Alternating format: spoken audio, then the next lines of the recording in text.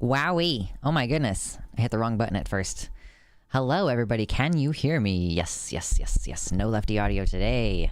No, sir. Anyway, hello. How are you? I hope you're doing well, my dear sweet horties. I'm doing okay. I mean, it's kind of like been a weird one, frankly. Like, I feel like my mood is kind of like, whoa. It would probably help if I, like, took some vitamin D. Like, supplements, actually. Don't make dick jokes. It's too early in the chat, okay? Anyway, hello.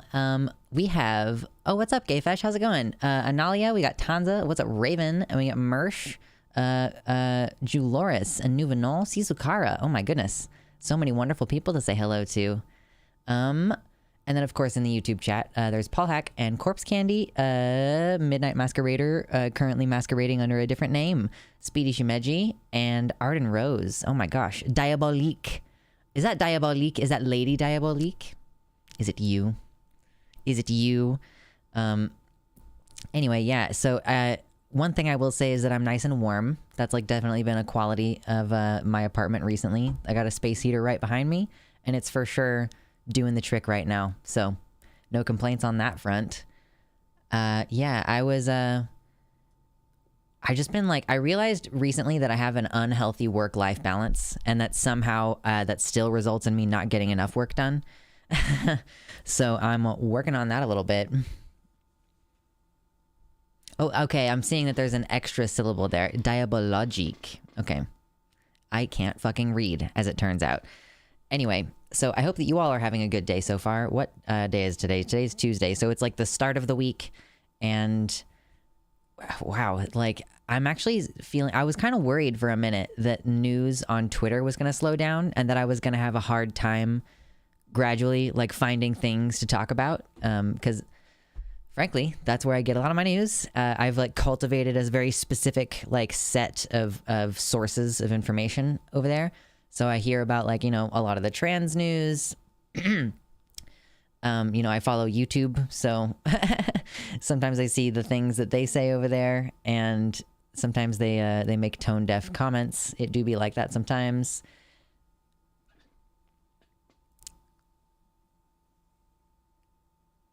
My name on the Discord was Organic Tic Tacs, and so I don't think if you change, Tanza, I don't think if you change your name on Discord, even if your Discord is your connected account to the website, which by the way, if you're in the YouTube chat, and you're on your desktop computer or laptop, you should click the top link in the description and hop over to the website, because I dream of a day that I can just ignore YouTube chat unilaterally, and we have cooler emojis over here. But yeah, even if your Discord is your connected account, you would need to go into your little account button over here and change your username. Yes, website chat for the win, for sure. You playing with your hair compels me to play with mine. That's part of why it's up. Although it's not all the way up. I should have put it all the way up in a bun, because I do have a tendency to mess with it way too much. I really don't like it. What is up, Christy? Hello, buongiorno. Hello. Yeah, so I'm just trying to get, honestly, like a lot of my energy is basically just like I'm working and then I am moving. Like TLDR, it's getting close to the ramp up of that, and so I'm like, I'm feeling the need to grind in all aspects. That's kind of where I'm at mentally, is like just keep working and doing stuff constantly. One of the things that I'm learning in therapy is like how to actively take care of your emotions as things are happening, and I don't know if there's like a clear therapy. It's like, how do you prevent the trauma from like happening again after you've fixed it the first time? Answer: no clear answer on that. Like we know way more about how to cure PTSD than we do about how to like prevent its formation.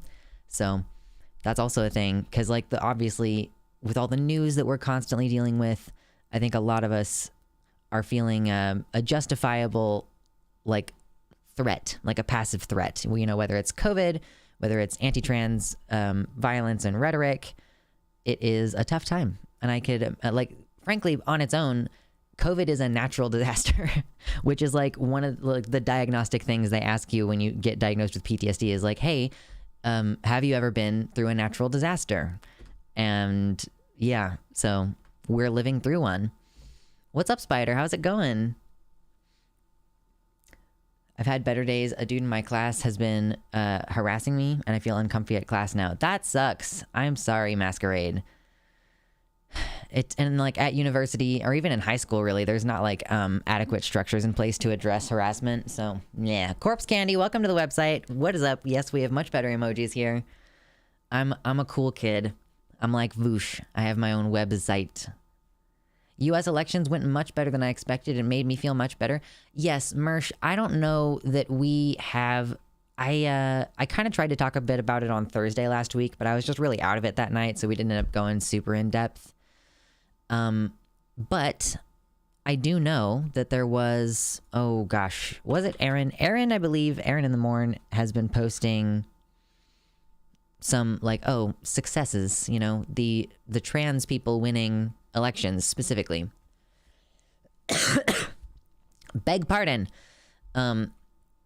So Aaron in the Morn, let's see if we can find some of these, because that's like a nice like uplifting thing to do, and I'm not going to make a segment out of it. And, you know, let's start off with a little bit of positivity this stream, because I do have some weird shit scheduled today. I mean, I have like another, at least one like specific positivity segment, but otherwise it's shit posting and Terfs. So, oh, what's up? Did you see the Patreon thing just pop up there? Whoa. Crazy. Tons of shit to be traumatized over. Pick 5. True. Okay. Where it would have been earlier in the week. She posts so much and I appreciate it, because Aaron Reed is one of the people that I get most of my information from, but it does mean that it's hard to find individual posts when you're scrolling through her profile. Goodness gracious. Yeah, so, one cool thing, my bugs. So first of all, I gave the pumpkins to my bugs. I cut the smaller pumpkin in half and gave it to the top 2, and then I gave that pumpkin to the middle ones, or the big ones in the bottom. They don't seem to care very much yet. The bottom guys about the pumpkin, I might like have to really try to chop it in half and then give it to them. But hey, trans people have hobbies. Back to looking through Aaron's, it's just directly behind my head. I just don't want it to be so close to the light, you know? Because they like to be underneath stuff and like in the dark. That's what my bugs prefer. Critters. Hello, Ivy. How's it going? I saw your newest video, says Christy. Why the fuck is Caitlyn Jenner the elder Blair White? I don't know. What is with these neocons? Like, I just don't get it. It's not within my purview to understand them.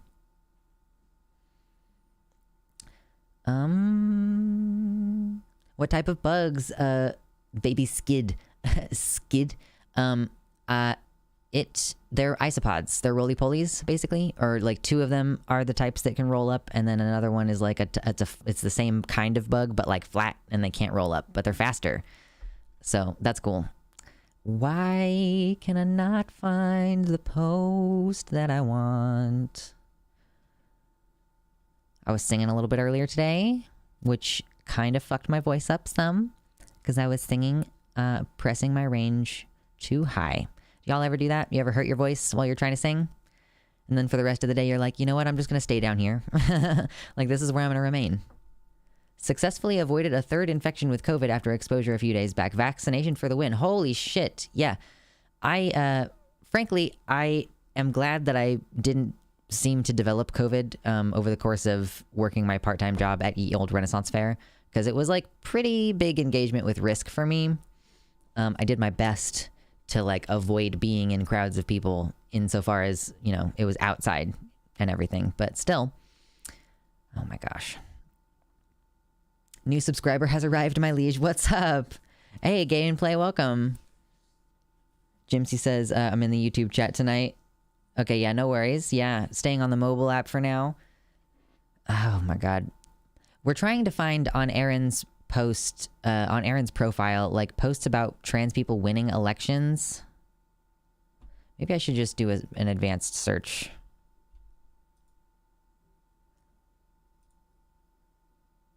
Come on, bro. Do it.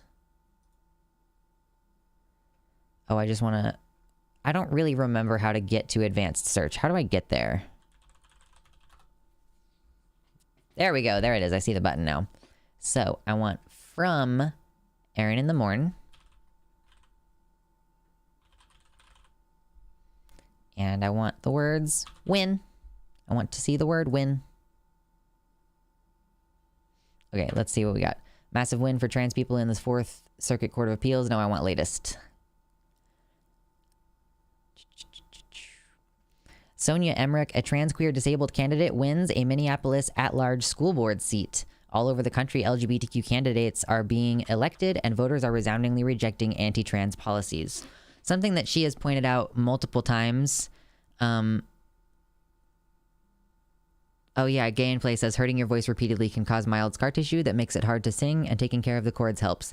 Yeah, I feel like I will I'll sing outside my range, but then like when it starts to hurt, I stop, you know, I don't like push when it starts to actually like hurt my voice. It just takes out, like, obviously, like I can only do it for so long. Like I can't hit that note for the rest of the day, basically. Anyway, yeah, something else that Aaron has been pointing out is that like a lot of these candidates that ran on pure anti-trans rhetoric, like didn't win. Kari Lake, for example, really put in on like some of the anti-trans shit and it just didn't go well, you know? I never thought so many trans people would win these elections. No shit, honestly. I've had this account for 11 years and that's the first time I've realized I left out the U in squid. Oh, God. Baby squid. Oh, that's funny. So, yeah, school board races were... Non-binary legislator wins their House district in Oklahoma. This election has been a near sweep for trans and non-binary candidates. They look really cool. Yeah. I'm up for it. All 3 anti-trans candidates in Lafayette, Indiana, the site of major anti-trans school board hearings, failed. Tony Evers wins in Wisconsin, a state that proposed multiple laws of the kind. Oh yeah, that's just a response to someone. Laura Kelly wins governorship in Kansas. Yes, that was a good one for us in Kansas. Congratulations, us. We, by like 1.5 points, like, didn't vote in fucking Derek Schmidt. I don't know anything about that dude, so I can't really say, but like, look at that. Like, look at how close Kansas is to being like a place that makes sense. Like, it kills me so much to be from here. Oh my God, it's so frustrating. Yeah, we won school board races across the country. DeSantis still won. Yeah, that's true. Oh, I love that I started using the name Zephyr recently, and then like this person is like also called Zephyr. Zoe Zephyr, like it's her last name, I guess, but still.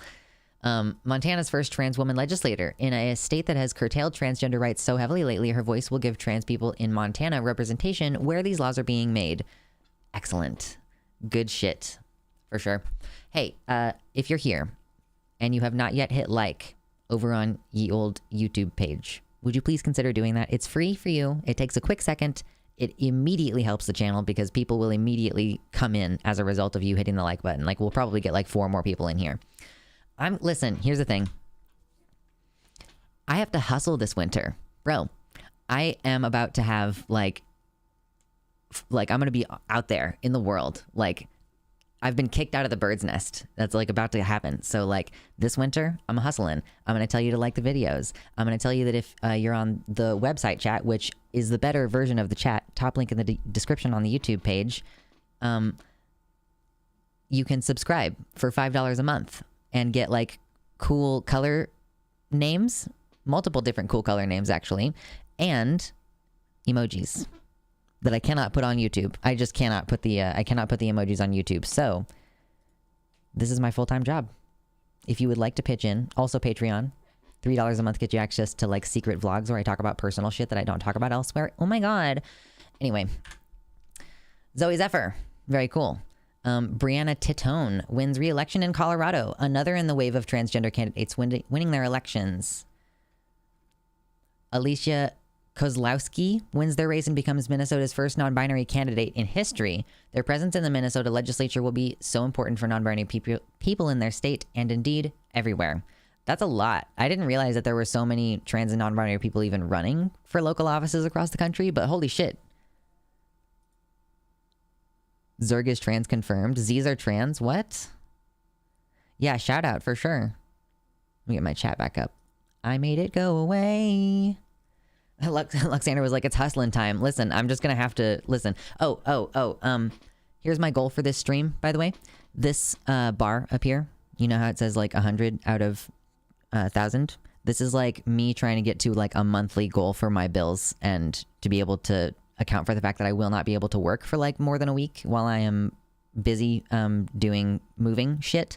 So if we get to 200 on this number today, I will put the horns on and I'll do the rest of the stream with the horns on. Okay? That's the reward today. I will put on the horns and wear them for the duration of the stream, no matter what serious topic I'm talking about.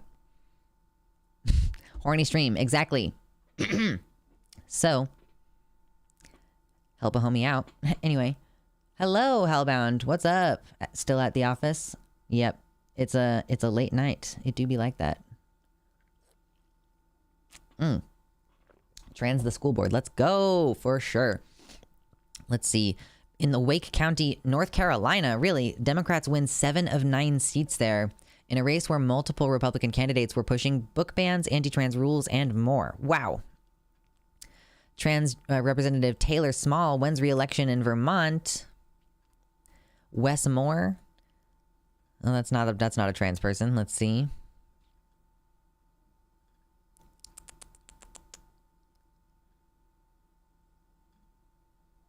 You cannot win with the anti-trans folks. There's a lot of, yeah, God, Chloe Cole. Jesus Christ. Some of these D-transers are cool, except for some of them who are not cool. Okay, I think that we're getting old enough in these tweets now that we're not looking at election results anymore. So that was just to show, like, yeah, a good number of people have been running for office. I don't think that I would be suited to that personally, but I am so proud of them, and I'm so proud of them for winning for sure. If you ain't woke, then you slumberin'. True. Don't catch you slipping now. I took 6 hours out of the day reffing a hockey game. Oh my God. That sounds like so much work. I'm like, wow, I am tired. Like, that's like one of the dominant experiences of my life is being tired a lot of the time. But it's all good. Wake County going anti-woke. True quantum cactus. Oh gosh. Oh, so broadly today, generally, the plan is we are going to talk about a couple of different things. By the way, I always put like show notes basically on my Discord when I announce the streams, which I always do. So when I say like, hey, in like 45 minutes, we're going to hop on stream. We're going to talk about like these 5 things probably. So that's a reliable way to get notifications. If nothing else, for sure. So today we're going to talk about some new bills coming out of Texas. There is some new, I don't quote Childish Gambino all the time, Jimsy. I just thought of him recently, and then I watched my own short multiple times over because I had to edit it. And so now it's in my brain. Like it's just a recent thing. On the Discord to check out the shown oats. So, Texas child abuse bills. Texas doing more anti-trans shit, okay? Then we're gonna, I mean, not then, but like also, we're gonna do it in whatever order I decide to do it in, all right? So, friend of the show, Alec Gunter, I try to enunciate because I misspeak and say Alex, and that's not his name, I don't think. I'm pretty sure it's Alec. We've done a couple of streams. Does the trigger warning still apply? No, let me get that out of here. Oh, what I do want to put there is this is such an ADHD fucking stream. I'm so sorry. This has got to be really frustrating. You have like a couple of days left to do the US trans survey if you've not yet done it. So take like 30 to 60 minutes and do that if you have the time. Make yourself some hot cocoa because it's going to ask you some tough questions. If you're a United States citizen or you live here in the United States, and you're trans or detrans, honestly, please consider filling it out. Just gonna like keep harping on that. I already did it. I did it a couple weeks ago. And I needed a coffee afterwards. I was like, I don't feel good. All right. But yes, friend of the show, Alec, is showing up at these board meetings and shit. Like, yeah, like these like city council fucking whatever you call them. Like they hold like public comment for people to talk about like, oh, do we support this law or not? Whatever. Public comment, period. He's been going to these things and speaking in support of trans people and support of trans kids. and he went, I think the live stream was actually this morning. So honestly, the audio on that might be shit, but I'll be quiet and just let you listen to it when the time comes. Because my boy is really out there, like, representing, like, just being like a cis guy, just being like a cis guy ally dude, looking all big and beefy, and like he wears a shirt that says if this flag offends you, like, get out of America or whatever. I don't know. I can never remember what the bottom half says, but it's a trans flag. Also, another thing that we're going to be talking about today, Lonerbox is a person who apparently follows me on Twitter, but who I did not know anything really about until pretty recently, when people started talking about how, I mean, people keep having conversations about the genocide thing.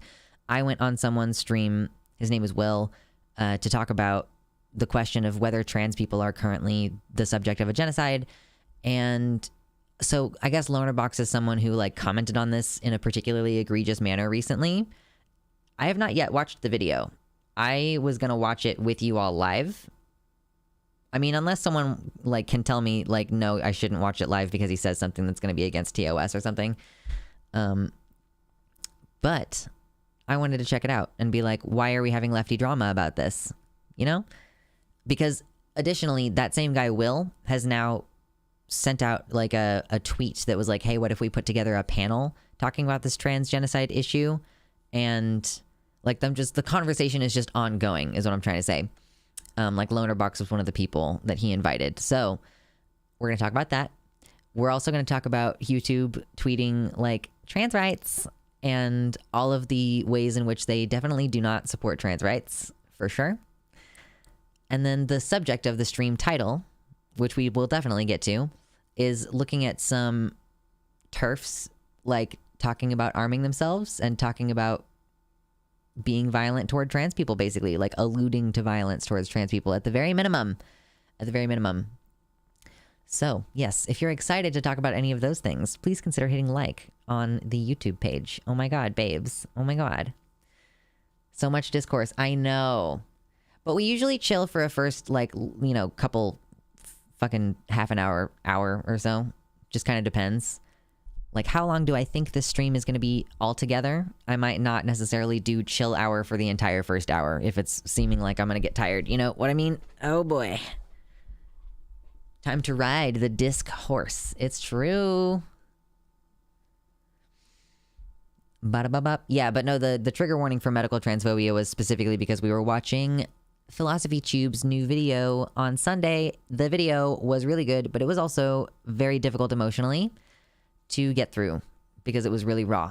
Like, I'm honestly kind of understanding why there's probably, like, a lot of trans solidarity in the UK that doesn't necessarily exist in the US because of how decentralized we are. Whereas, like, you know, it's like, I mean, even as much as Abigail was talking about how the process of submitting a complaint is really isolating, it kind of seems like there's a lot of solidarity within the trans community over there, because I think that they're kind of broadly, they have it worse. Like, at least in the US, it kind of depends on where you live. Like, it varies more greatly, I think. I think it's pretty much universally shit for people in the UK right now. Trans people, I mean. People in general, I guess. I don't know. I haven't kept up with Lonerbox, but he's been in Vosh's orbit in the past. Seemed pretty good there. Had some good video essays on the YouTubes. Okay.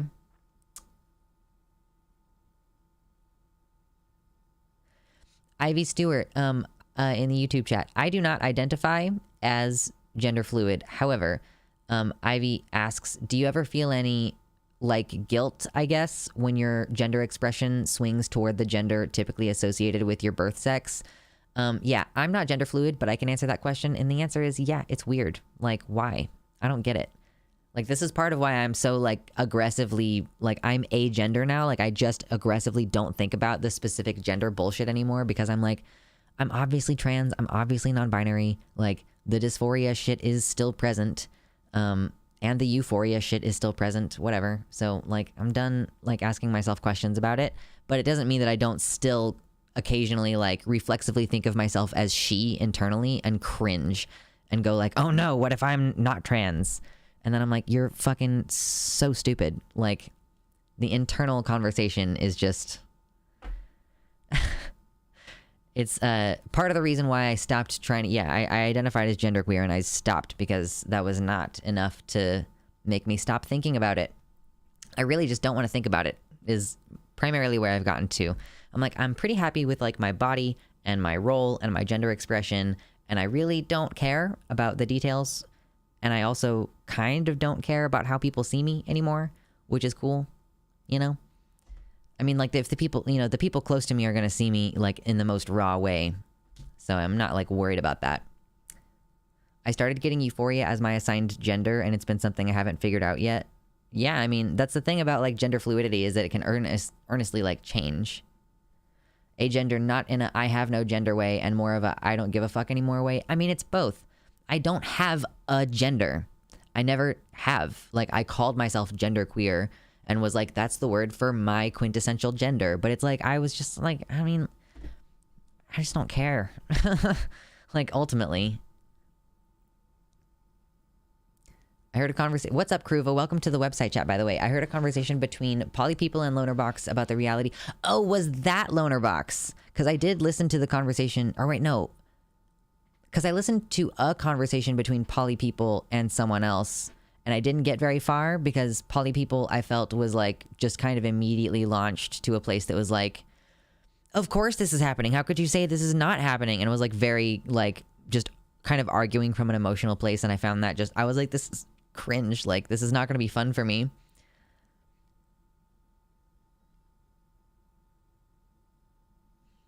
I think it was.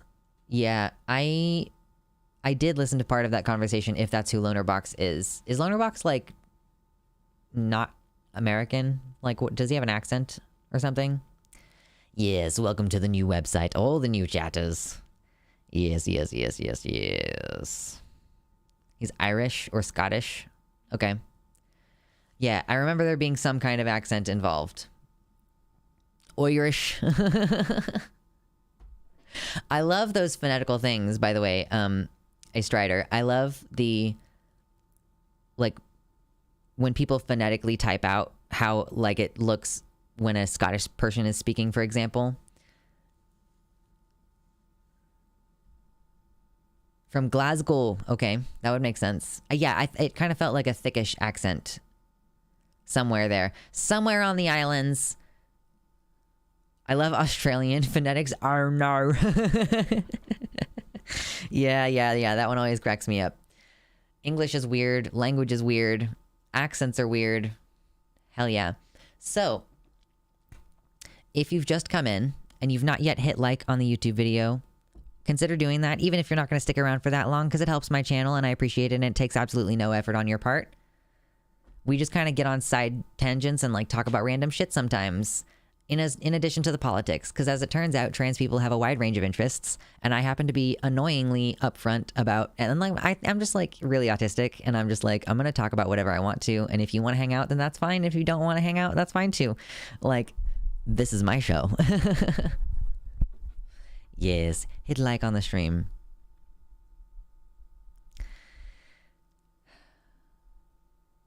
Okay, it was the debate Poly People versus Lonerbox. Okay, I only got like maybe 10 minutes into that debate, and I could not stand it because both of them were quite cringe, in my opinion. Yeah, Nouvenol bringing out the accents. I'm like practiced-ish in my weirdness of accents, but like not enough to actually pull them out. Like just when I'm on the spot, you know. I should practice like an accent though and do it for Ye Old Renaissance Fair next year. That would be fun. I love to overpronounce that, by the way. I'm pretty much always gonna say Ye Old Renaissance Fair. Anyway, what do we think we want to discuss first? Like, I mean, I guess like, you know, clowning on YouTube isn't gonna take very long, because YouTube likes to tweet things in support of the LGBTQ community, and then a whole bunch, and like we're gonna read a bunch of the replies too, where people are like, really, are you sure about that? You know, Thou shalt worketh at thine Renaissance fair. True. How do I give more than one like? Half of my friend group is poly. Forsooth, verily. Verily.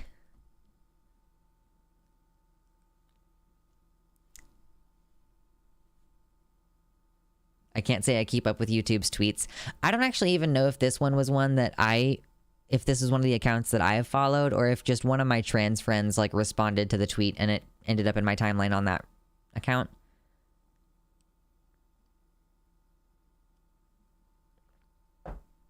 Well, let's clown on YouTube for a second. Just because it's I want to have like amusement and positivity on the stream. It is important to me. What did you do at the ye old fair? By the way, I usually help out some of my friends and like give people breaks and stuff so that I can mostly like, I'm like going from place to place and I'll like stop and be like, hey, do you need to go to the bathroom? And people will pay me like $5 to let them go to the bathroom. And some people it's more like, oh, I'm going to give you like a full 30 minutes twice a day for a specific amount of money, rather than just dropping by when people might need a minute. But yeah, that's kind of what I do.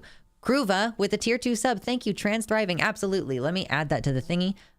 Reminder, the goal today is to have this number up here hit 200.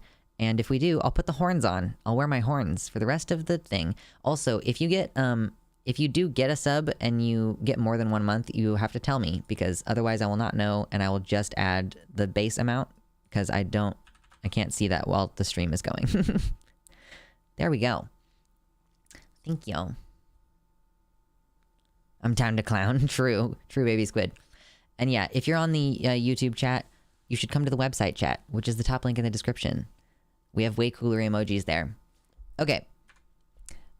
From the YouTube official account, you know, because it's not only, it's got like the white tick up here, and then also it says official.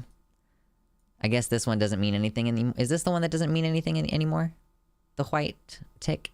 Because I don't use, yeah, I'm obviously in like super dark mode, so it's not the normal color scheme. But yeah, no, it's also the official account. Like and subscribe. Oh my God, do it.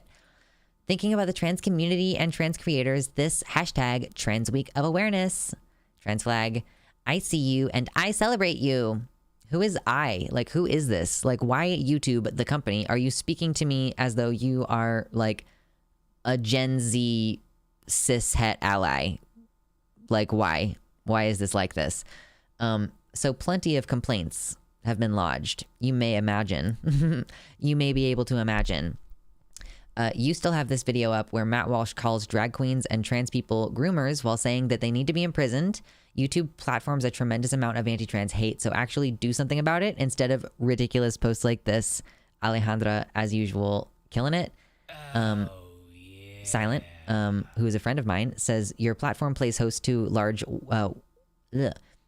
white wing. Ooh, is she meaning that is like a double entendre? That's cute. Trying to forcibly detransition every trans person in the country. I asked, are you going to do anything about the fact that Trump ads run against my trans positive content? The Terfs pointed out that Matt Walsh, Steven Crowder, Tim Pool, The Quartering, Elijah Schaffer, Lauren Southern, Ben Shapiro, The Daily Wire, Tulsi Gabbard, etc. are all amongst the biggest political channels on YouTube, and they all broadcast extreme transphobia for profit on a regular basis. Let's see. Oh yeah, this is the tweet I think that brought this into my attention. Fantastic Mr. Fox, who is someone that I was on a panel with at one point, says, this is honestly insulting, giving your continued platforming of Matt Walsh's hate speech and misinformation about the trans community, all while demonetizing and under-promoting our efforts to counter his hateful rhetoric to make up for your lack of action. Eli Ehrlich says, remember a few weeks ago when you let Matt Walsh get his followers to send me nonstop death threats, mail swastikas to my house, and try to get me expelled from school for supporting trans youth? Yes, the video is still up. Yeah, and then this person points out that there is a long-standing pattern of age gating and demonetizing our work. Like, I don't know if this is something that you're aware of, however long you all have been in the space. Like, I have been a YouTube creator for like 7 years. Like that's when I started posting about my transition. Like I posted videos before that, but as far as like posting somewhat regularly, I started testosterone in May 2015. So around that time is when I started posting content regularly on the channel. And I have been witness to a lot of the changes in the algorithm, the changes in what type of content gets favored. You know, it's at one point YouTube effectively killed animation because they started making watch time more important than views. And so if you only make 2-minute long videos because animation takes forever to make, then you just don't have a profitable reason to be on the website anymore doing that content. And they prioritize like long form content at like that time. You know, at one point it was 10-minute videos were like ideal, but now it's like 30-minute videos, like, and it changes constantly. So one of the things that has happened is that historically trans and queer creators have been basically subject to like unnecessary age gating. I think that a lot of it is because the reporting, like people tend to flag and report queer content. So that content is likely coming to the attention of advertisers more often. And like maybe someone who like curses in a video that doesn't get as many reports, like maybe the content itself isn't bad, but there's cursing. And so it's being actually looked at, like the queer content is being actually looked at, where other content is just kind of being like given the A-OK because nobody is doing mass reports. Could be. Queerators is a nice word though. It's just an accidental portmanteau thing. Oh my God, Spider. I was not paying attention with the gifted tier 1 subs. Thank you so much. Julora, Sisukara, and Mix Casey Rose and Morningstar plural all get gifted subs. So thank you, Spider. I appreciate that. Let me update the thingy-mabobber. If we get number make go burr up to 200, then I will put on my horns. So demonetization has always been a big problem because supposedly advertisers don't want to work with certain creators, which, you know, like I do not watch anymore, for the record, Chase Ross, trans man. Don't go to follow his channel. I mean, like, I guess if you really need to have like some information about Packers and shit, that might be helpful for you at this time, but like just use an ad blocker when you watch his shit, please. Anyway, like he made videos, I think that he was actually engaged in a lawsuit at one point because of like just chronic demonetization of his content. And it's like, you know, you're showing like prosthetic penises and some of them are pretty realistic. Like it's like this weird gray area. In certain times, like I kind of get that, but like just like have an adult category of advertisers, have like Adam and Eve advertise on your website, whatever, just create like clear indications for this. I guess that might be what the yellow monetization thing is supposed to be for. I don't know.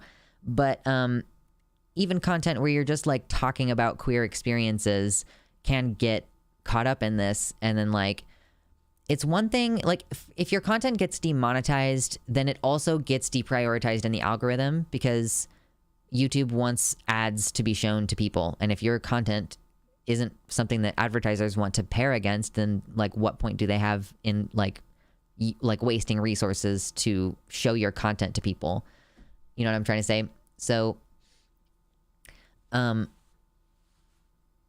then even further, even worse than that, age gating the content. First of all, you can't monetize age gated content, like 18 plus content on the website. You cannot monetize at all, I don't think. Except, I guess, YouTube Premium views would still work.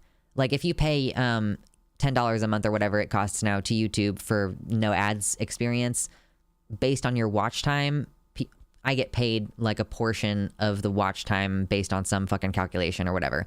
I still get paid even if you don't have ads playing against the content.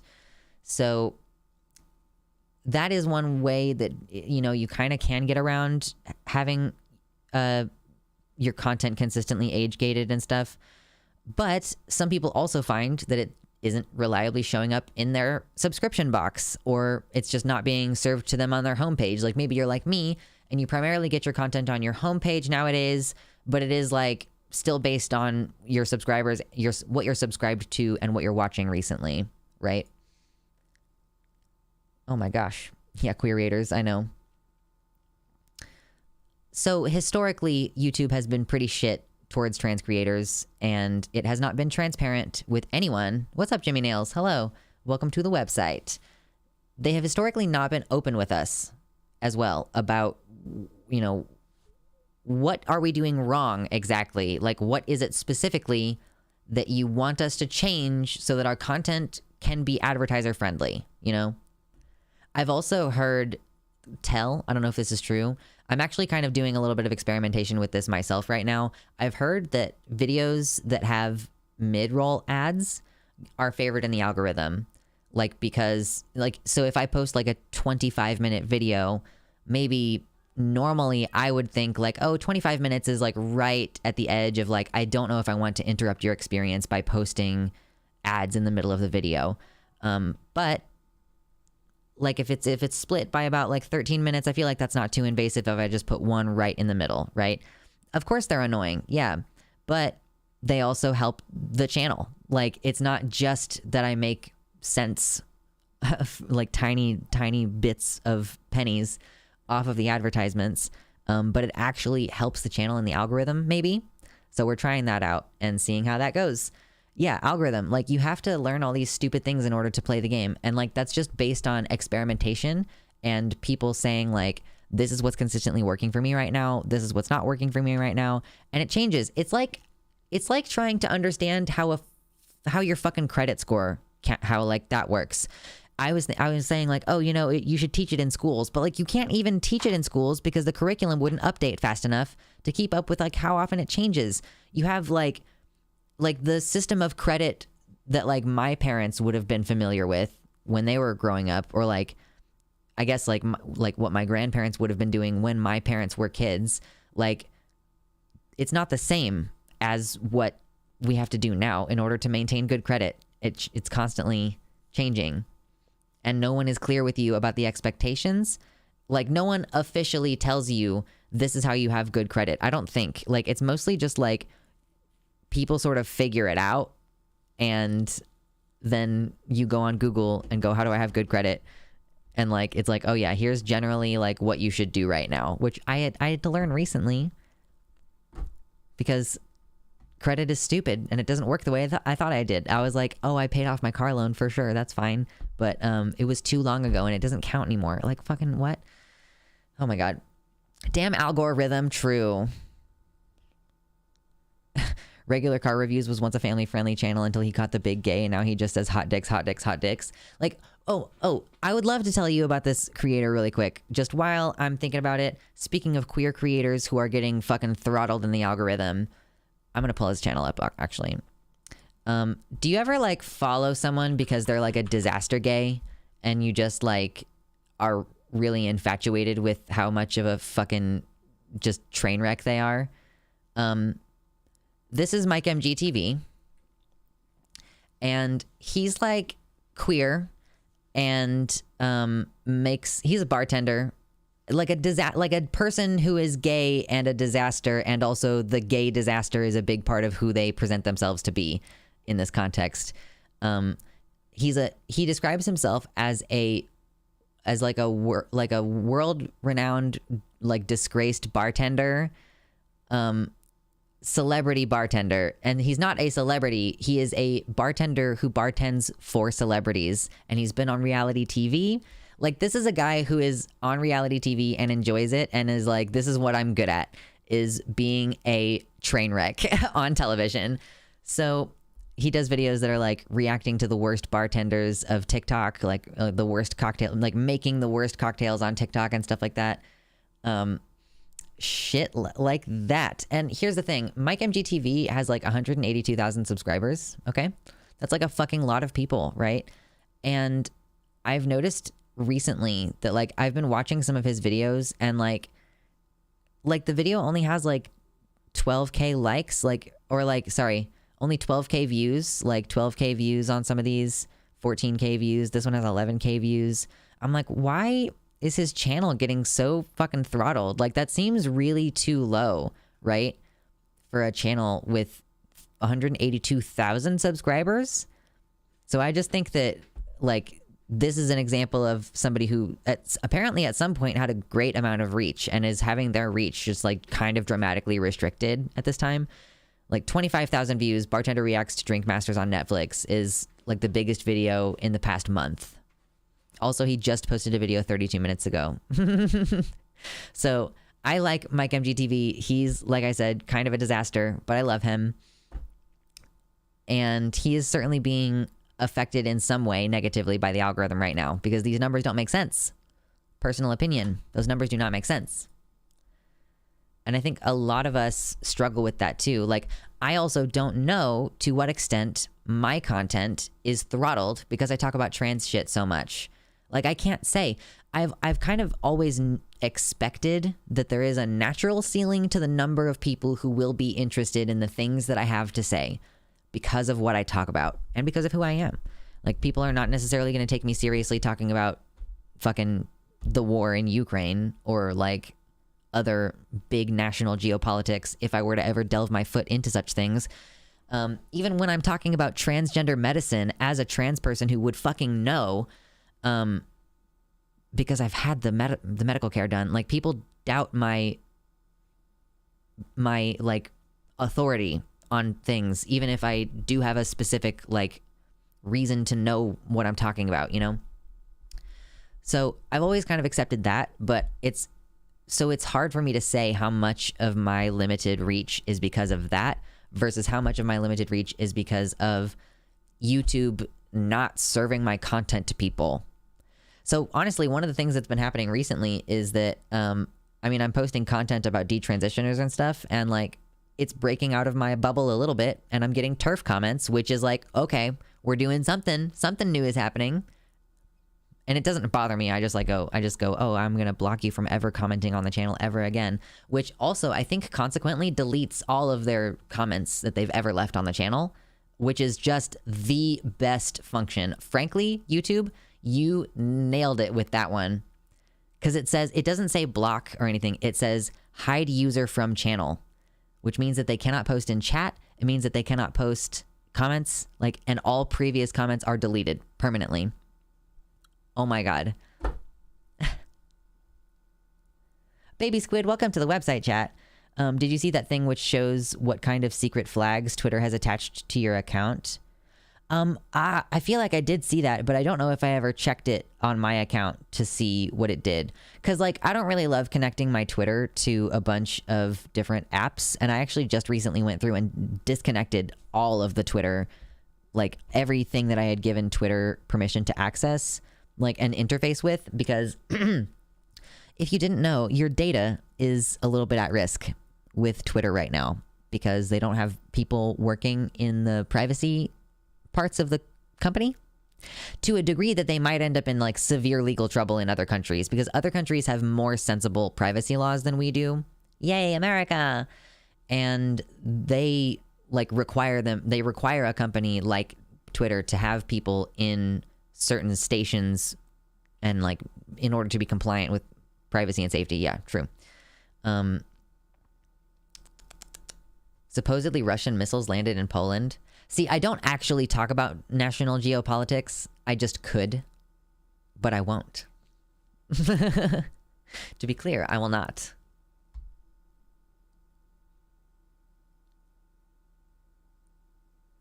My mom used to do finance stuff and gave me bad suggestions for credit cards. Yeah.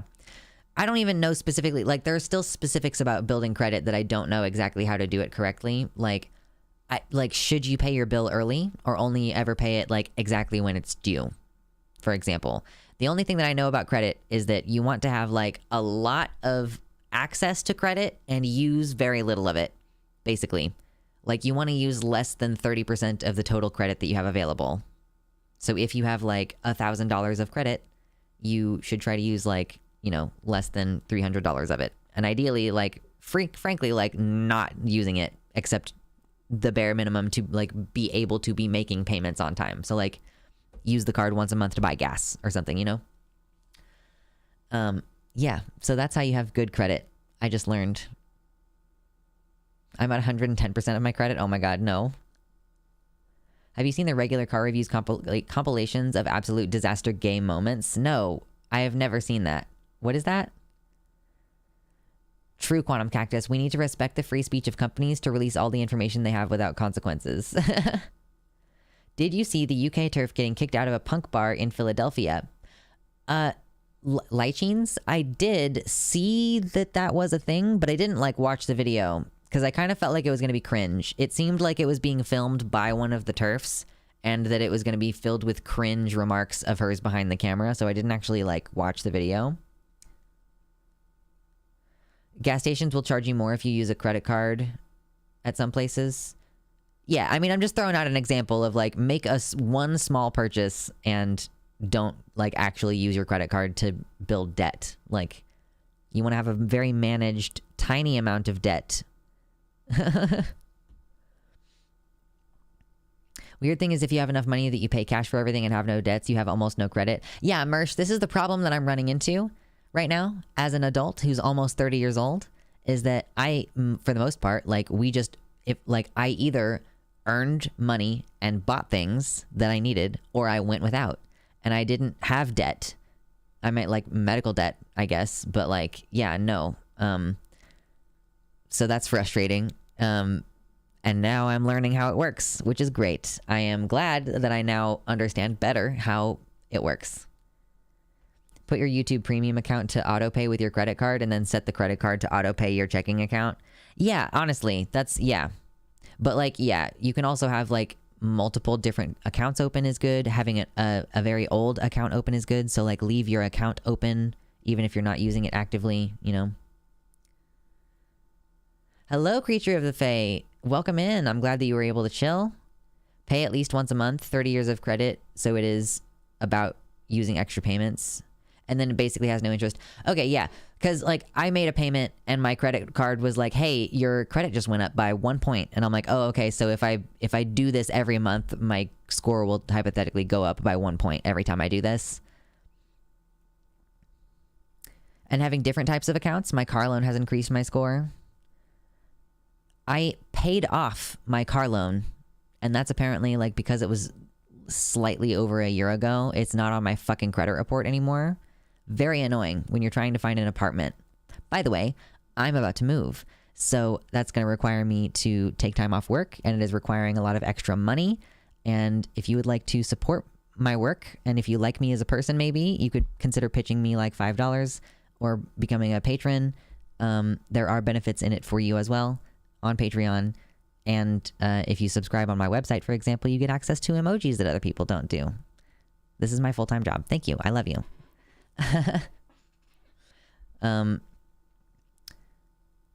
People have been telling me that buying a used car on loan would be good for my credit. Yeah, if you can. I have only credit cards and I'm around 800 on my score. See, it can be done. It can be done. Yes, the emojis like dicks. Thank you, dicks. Also, I really love Wiggles. Wiggles is on there. Wiggle, wiggle, wiggle, wiggle, wiggle, wiggle, wiggle.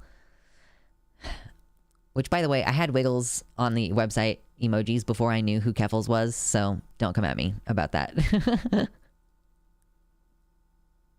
I have 5 credits under different names so the government can't track me.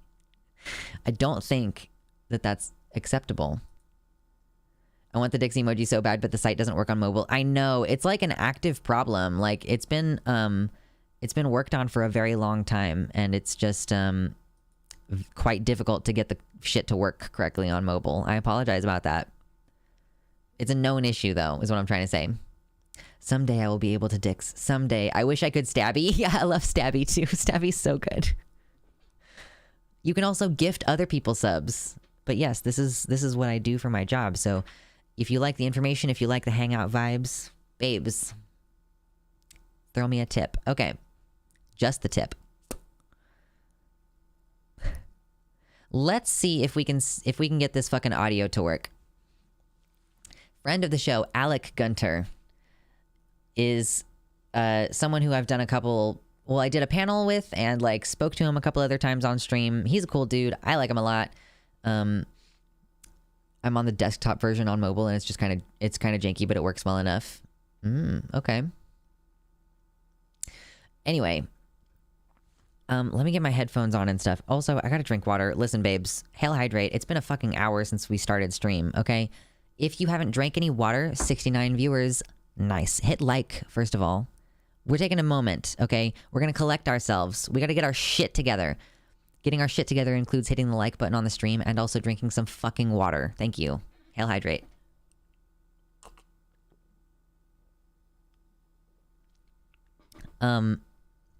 Yeah, aggressively drinks water.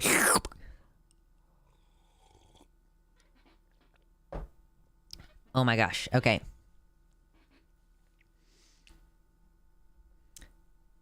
I had almost twice the amount I'd need to buy the car outright, but I was convinced to do it on a loan just to pay it off from a specific savings account. I mean, if you could just put it on auto pay, and just have, like, your, you know, it's just going. Yeah. Holy shit. Sham Guzzler, thank you for the $50 donut. Hope this helps the move. It's literally going to help a lot, for sure. Thank you. I appreciate it. Let me update the thingy. If we get this number up to, if we get this number up here, up to 200 today, then I will put my horns on for the remainder of the stream.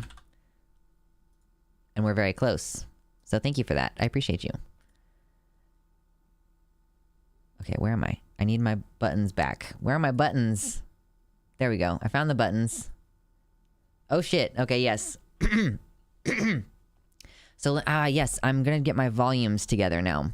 Because I want to see my friend. Frankly, I consider Alec a friend at this point, having talked to him on stream a few times now. Doing this Board of Education stuff. So let's just... I'm just gonna kind of, like, test for volume real quick. Without him on screen. It is so quiet. How is that so quiet? I don't know how to boost it at all. Oh no. Creature of the Fate. What's up? Thank you so much. I appreciate that. It's a zero risk loan, essentially, with consistent SSD income and so much in savings. To be clear, I don't include memberships in this because YouTube is not going to pay me until next month, and also they take 30% of your money. So not part of it. If I just shut up and let this play, will you be able to turn your volume up and hear it?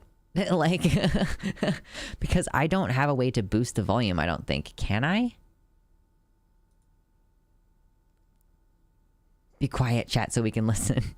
True. Okay, I guess I'm just gonna try to shut the fuck up, because I don't know if there's any other way for me to boost this.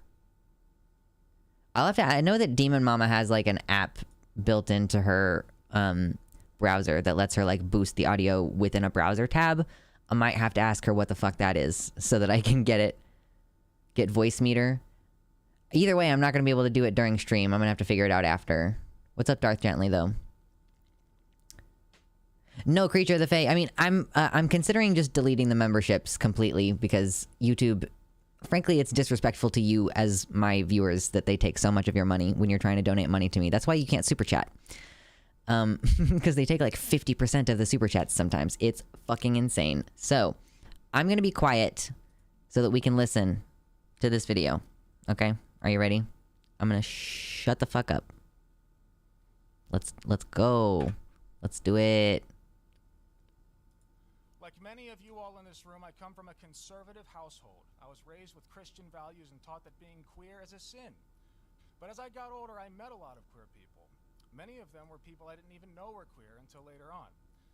And the more time I spent around them, the more one thing became clear. Two things. One, they are just normal people like you and me. And two, they just want to exist. I showed up at the last board meeting wearing the same shirt I'm wearing now. And the funny thing is, that was enough to send me into a brief bout of Twitter and TikTok fame. Someone posted a picture of me checking in, and I became known as the trans shirt guy. My inbox was flooded with compliments and praise. But there were a couple comments that stuck out to me more than any others, and they can be summed up with 5 words. You make me feel safe. Even while writing this statement, I could feel the tears welling into my eyes. I'm just some guy. There's no way that I deserve that kind of praise. But that's just it. They looked at me, some random, albeit larger guy, who did nothing more than wear the colors of their flag and knew they could breathe easily, that I would not persecute them. I am honored to stand up for these people, beautiful in their diversity, courageous in the face of adversity, and so proud and secure of their own identity that they put their own safety on the line every day to show the world who they truly are. So I'm here today to say, if you are the parent of a trans child, know that they are at an exponentially increased risk of self-harm compared to the average child, and that it only gets worse if you do not affirm them, if you deny who they are. It's okay to not understand. But please open your mind and listen to your child. They will tell you what they need. And if you are a trans child who is faced with the daily hardship of being forced into the closet, please stay strong. As a cis man, I have no right to ask this of you, but know that I am here for you. I am proud of you. And no amount of physical strength on my body could ever compare to the emotional strength it takes for you to simply make it to the next day. I, along with millions of others, are fighting for your right to exist. And if you do, if you do care about the safety of all children, you will vote no. Thank you. Okay, adjust your volumes. Okay, are you ready? Okay, can I talk? Can I talk at the normal volume now? Okay? Okay, I'm gonna talk at normal volume now. Alright, I gave you a minute to readjust, because I know that was very quiet. At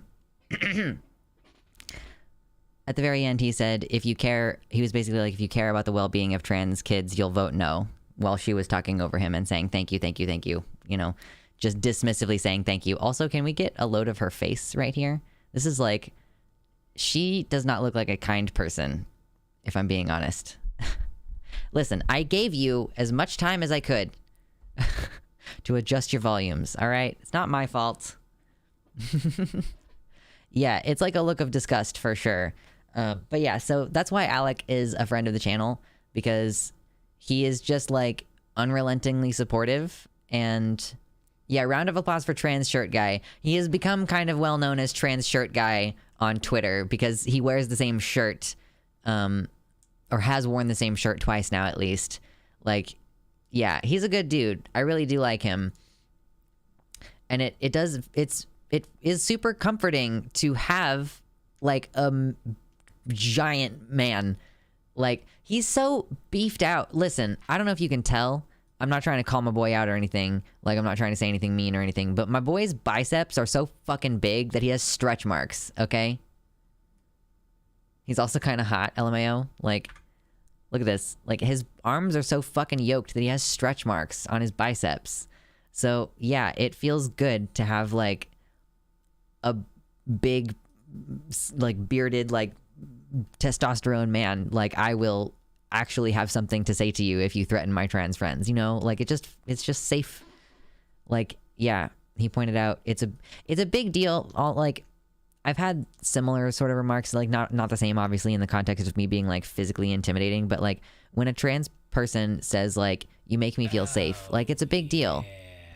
Jimmy, thank you so much. Solidarity forever. $20 from Jimsy, or Jimmy Nails. Is it Jimsy? Jimmy Nails? Bup.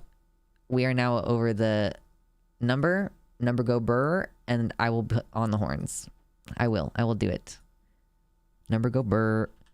That doesn't mean you have to stop donating, but it does mean that I will put on the horns. Actually, I'm going to put on the horns after I take a quick bathroom break, because, listen, it's a tough balance, because I'm using my voice constantly, right? So I need to keep drinking water in order to soothe my voice, but then I will need to go pee, inevitably, during stream. So that's what we're going to deal with right now.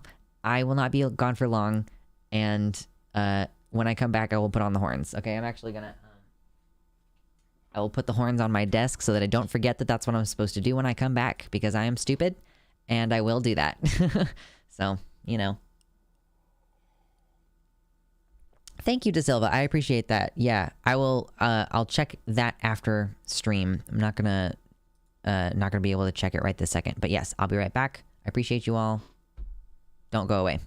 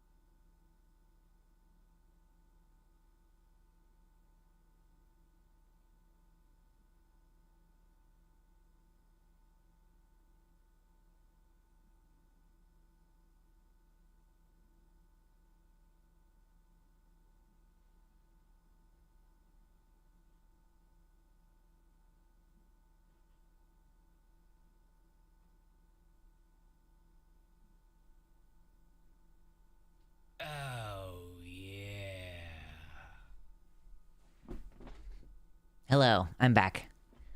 Oh, we lost some people. That's inevitable. It happens when we have to take a little bit of a break. That's okay. We'll get them back. We'll get them back, boys. We'll do it. We'll get them back. Thank you. Okay, let me put the horns on. Oh, did we have two separate? Did we have a Jimmy Nails $20 and then a separate Jimsy $20? Oh my god, thank you so much. Let me update the thingy again. Thank you. I appreciate. Okay. Now I put the horns on. Horns. Which way do you go? You go this way? Yeah. Okay. Arg. Hold on. Okay, step one. We did it. Okay, that's step one. Step two. Step three. Gotta tighten this bitch. Come on. Oops. Oops. Oops. We're twisted. Uh-oh. Uh-oh. Oh, okay, there we go. Yeah. Okay. Now I have horns. Yes. Yes, yes, yes, yes, yes. I have horns. Okay. Thank you.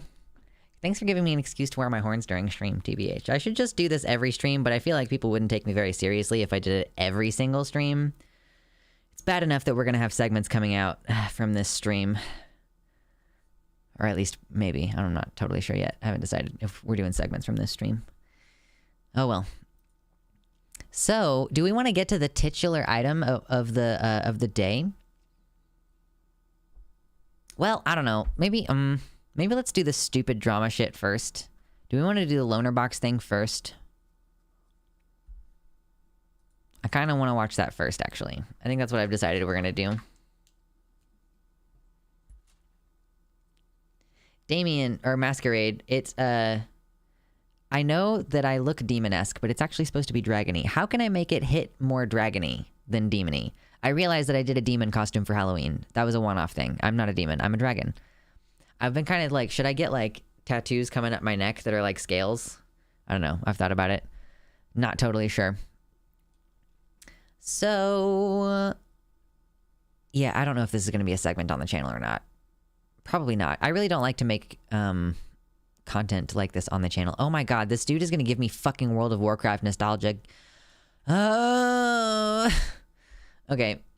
Doe posted about this. It said, I came to Lonabox privately more than once, frustrated after watching him publicly try to bait a trans woman talking about her oppression into a TOS violation, asking, which Republicans would you want to kill? Because she felt that the word genocidal was accurate to describe Republican policy.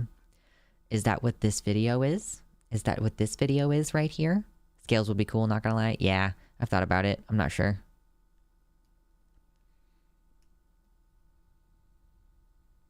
Scaly makeup / tattoos. Super off topic, but do your roly-polies have names? Thank you for your interest, Denver. My roly-polies, they have like subtype names. Like the ones in the big container are Porcellanites pruinosis orange cream morph. Hold on. Snooze. And then the ones in the top two containers are actually both Armadillidium vulgare, but one of them is a wild caught that I'm breeding into fun colors, and the other one is one that already has a submorph called Punta Cana. So, yeah. Steam around your head? Oh, yeah. So, in order to do dragon, do I have to continue vaping?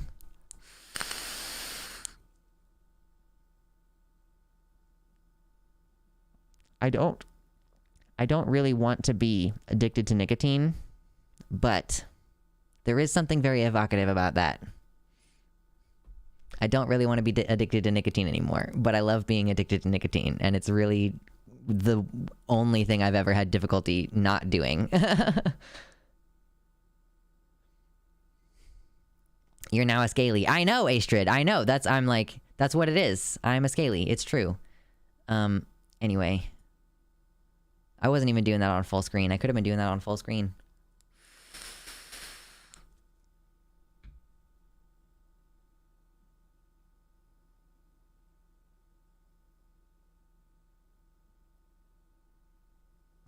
Do not need nicotine for vape. I know.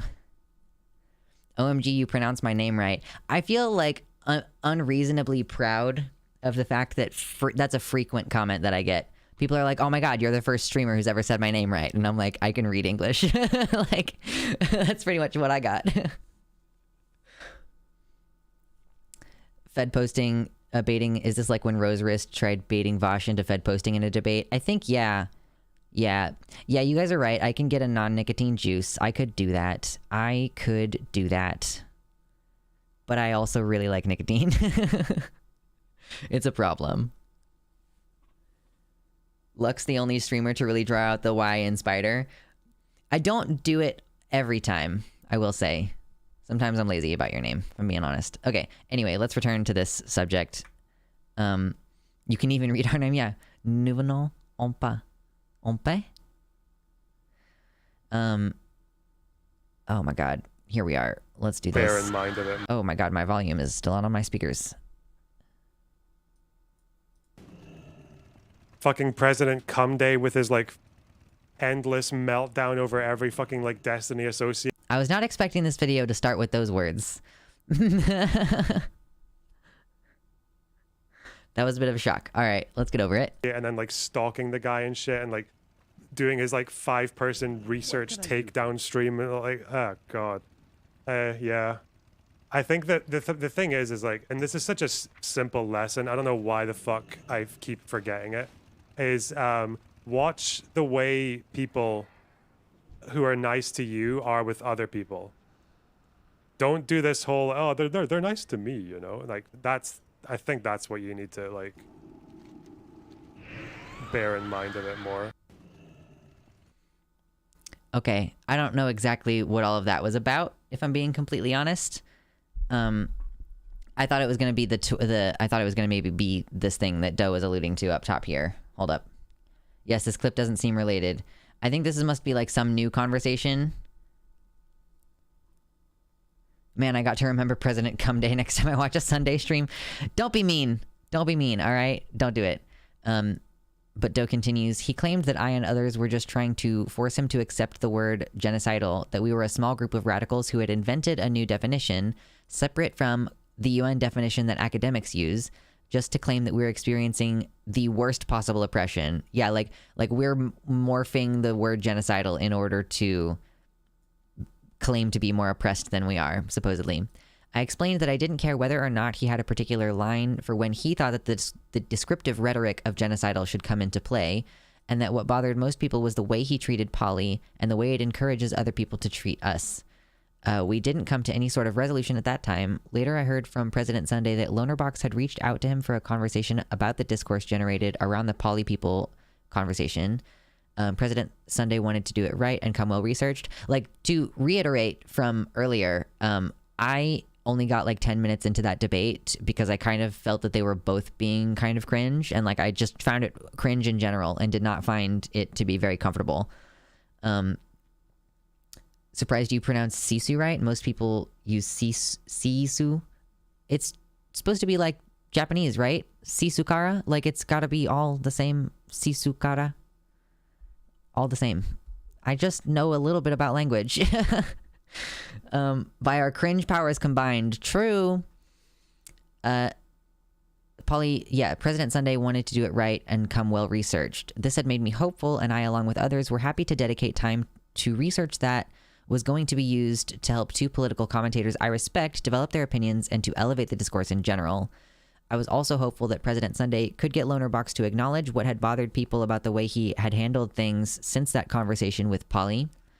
After many people had dedicated hours of research and President Sunday was about to start his final research stream before the scheduled conversation between him and Lonerbox, Lonerbox decided that the topic was, quote, too boring and that he didn't want to have the conversation anymore. I've known a couple of streamers who've done stuff like that. Like they've just like decided that they don't want to do the topic, or they've changed the topic at the last minute. Like I've seen that happen before too. President Sunday had his research stream anyways. We weren't done with the topic that we had dedicated hours to researching, one in which many of those involved in the research's rights and freedoms were at stake. He also left the door open for Lonerbox on their scheduled date.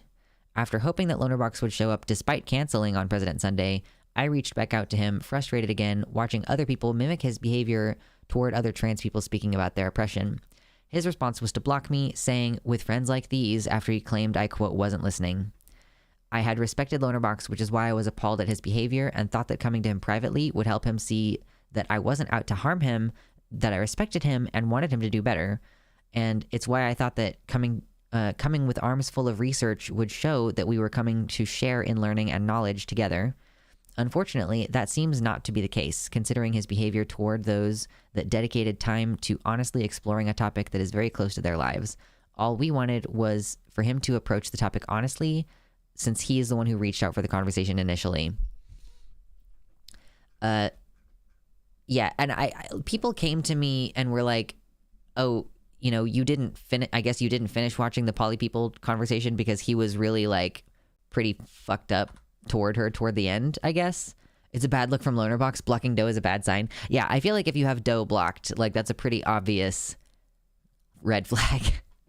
Just me personally. Thank you, Sam. I appreciate. With friends like these, I block those trying to politely correct my behavior. Yeah. I don't know if I would want to talk to this person at all. Like it's been brought up that we might have some kind of like panel that is trying to be put together. Oh my God, I need to scroll so far. I went to talk to this guy, Will, recently on his channel, and I sort of started talking about it a little bit on the stream here, and I got sort of distracted, but the point of our conversation was to talk about whether what's happening to trans people qualifies as a genocide. And we looked at some definitions and stuff. Like, I was watching his stream while he was like doing his like lead up into our conversation. So he watched Demon Mama's video where she recently breaks down how what is happening in the United States to trans people is qualitatively a genocide. And he felt that her video may have been stronger if it had started with the definition part. But like, so he got primed with all this proof. Like, Demon Mama's like, here's all these different laws. So in the first part of the video, you're mostly hearing about all these attempts at limiting trans people's rights. And then at the end, she's like, she also reiterates, like, these are practices which harm trans people, which cause suicide, which can lessen quality of life in general. And now let's go and look at the definition of genocide and like the UN definition. And then also let's look at a bunch of other sociologists and what they have to say, because it's not like one thing. And also, like, the United Nations decided on the definition of genocide, you know, in such a way that it's like, oh, it's curious that it doesn't include certain groups that happened to be persecuted in the Holocaust in Germany. You know, like, it's interesting that there's no kind of way to read the UN definition that will include gay and trans people, even though we were targeted specifically in a genocidal manner, and we're not given reparations afterwards. So, yeah, so it has now become a topic of conversation that, like, Will wants to throw together this. Oh, shit. Yeah, no. I wanted to finish talking about the actual conversation I had with Will. Looking at definitions and stuff. Then he watched my video where we look at the 10 stages of genocide as it's laid out in Gregory H. Stanton's research for the Holocaust Memorial Day Trust, I believe it was. And we look at like the 10 stages, and it starts with like, you know, discrimination and like making the group visible to people, and generally things that kind of seem fairly innocuous, but that in a build up toward like persecution, like the later steps are like, you know, people dehumanize them and call them vermin and stuff. You know, it gets like increasingly charged until you have people's property being expropriated and like they're being put into camps, and then like the next step after camps is being exterminated in the camps. So he seemed very convinced at that time that he was like, I think that you could apply the word genocide to this. And so I felt like it was ultimately ended up being a productive conversation between us as well. I got to share some of my concerns with him. I think like he's a cis guy.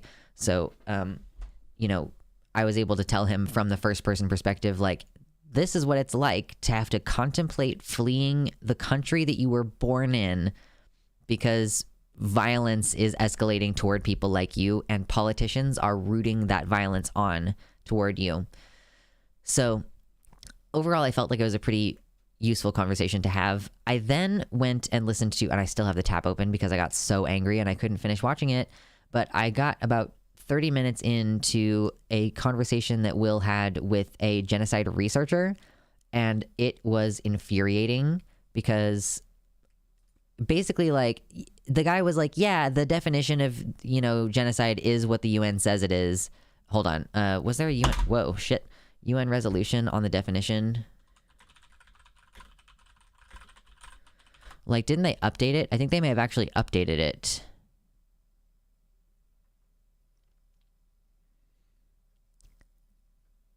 I might be wrong about that, though.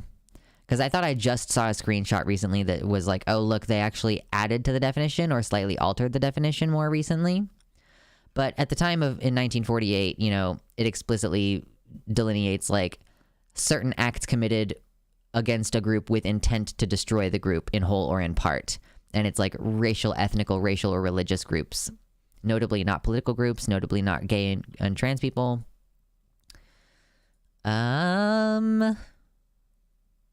So I was pretty disappointed by what I was able to listen to of that conversation before I rage quit.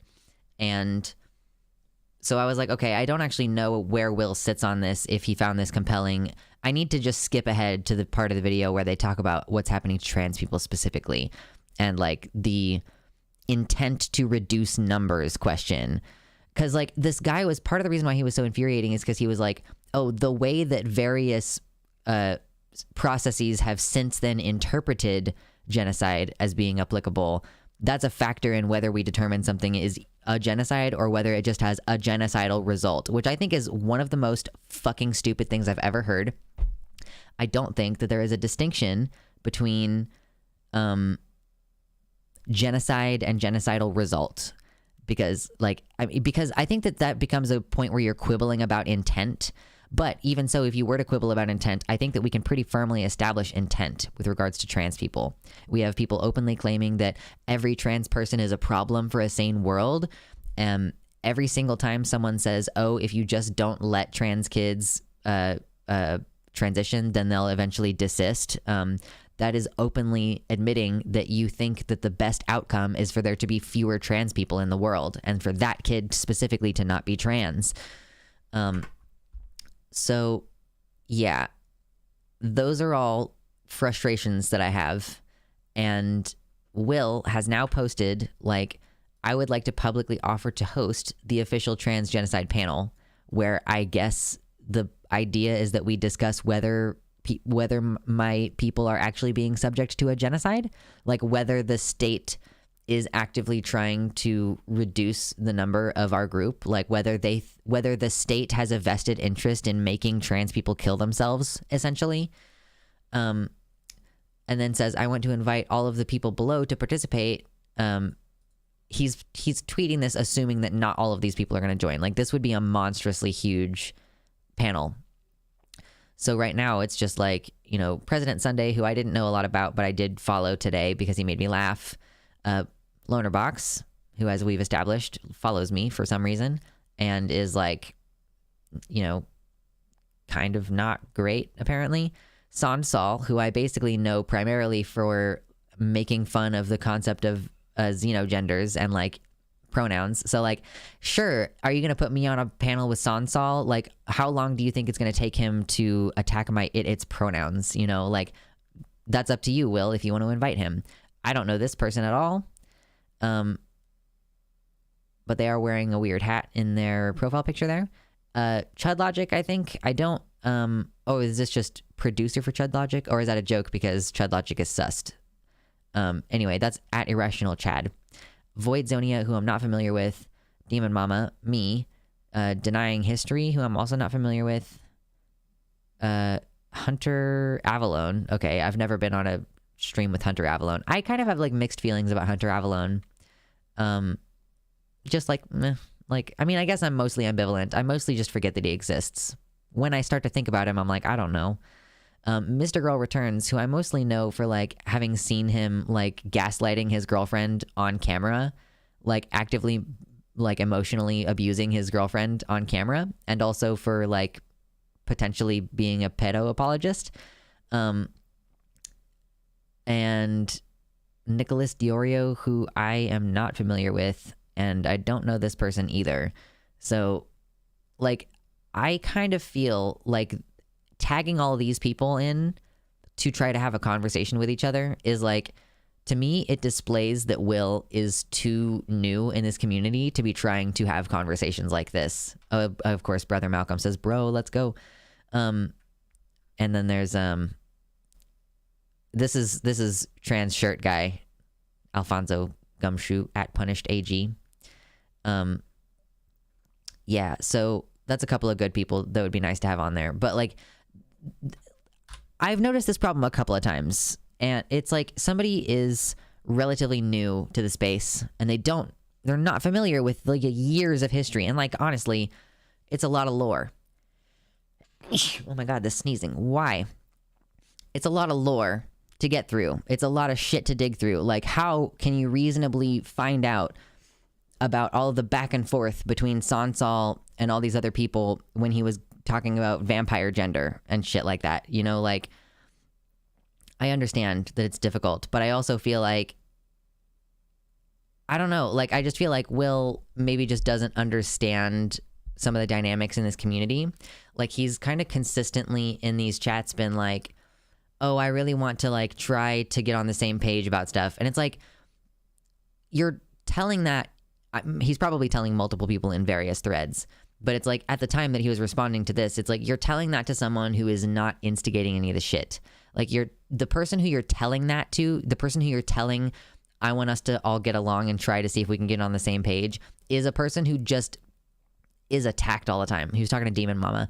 Like, Demon Mama is like erroneously called like retarded by these people, and like I'm pretty sure I saw Sansal, or maybe not Sansal. I'm not gonna cast any aspersions on anyone in particular, but like, people are like actively very shitty. And actually, I think Zonia was even being like, I saw Zonia. Where did that go?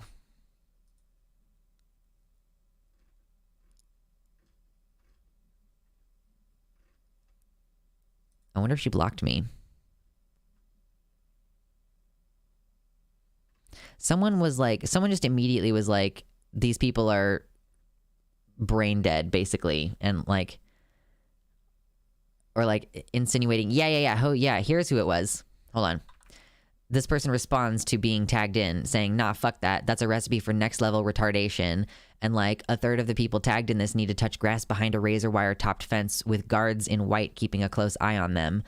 So it's like, a third of the people tagged in this, like, am I included in that 1/3? Like, what, you know, like, who the fuck are you talking about? Because this person is clearly like not in support of trans people, like based on their other comments and shit in here.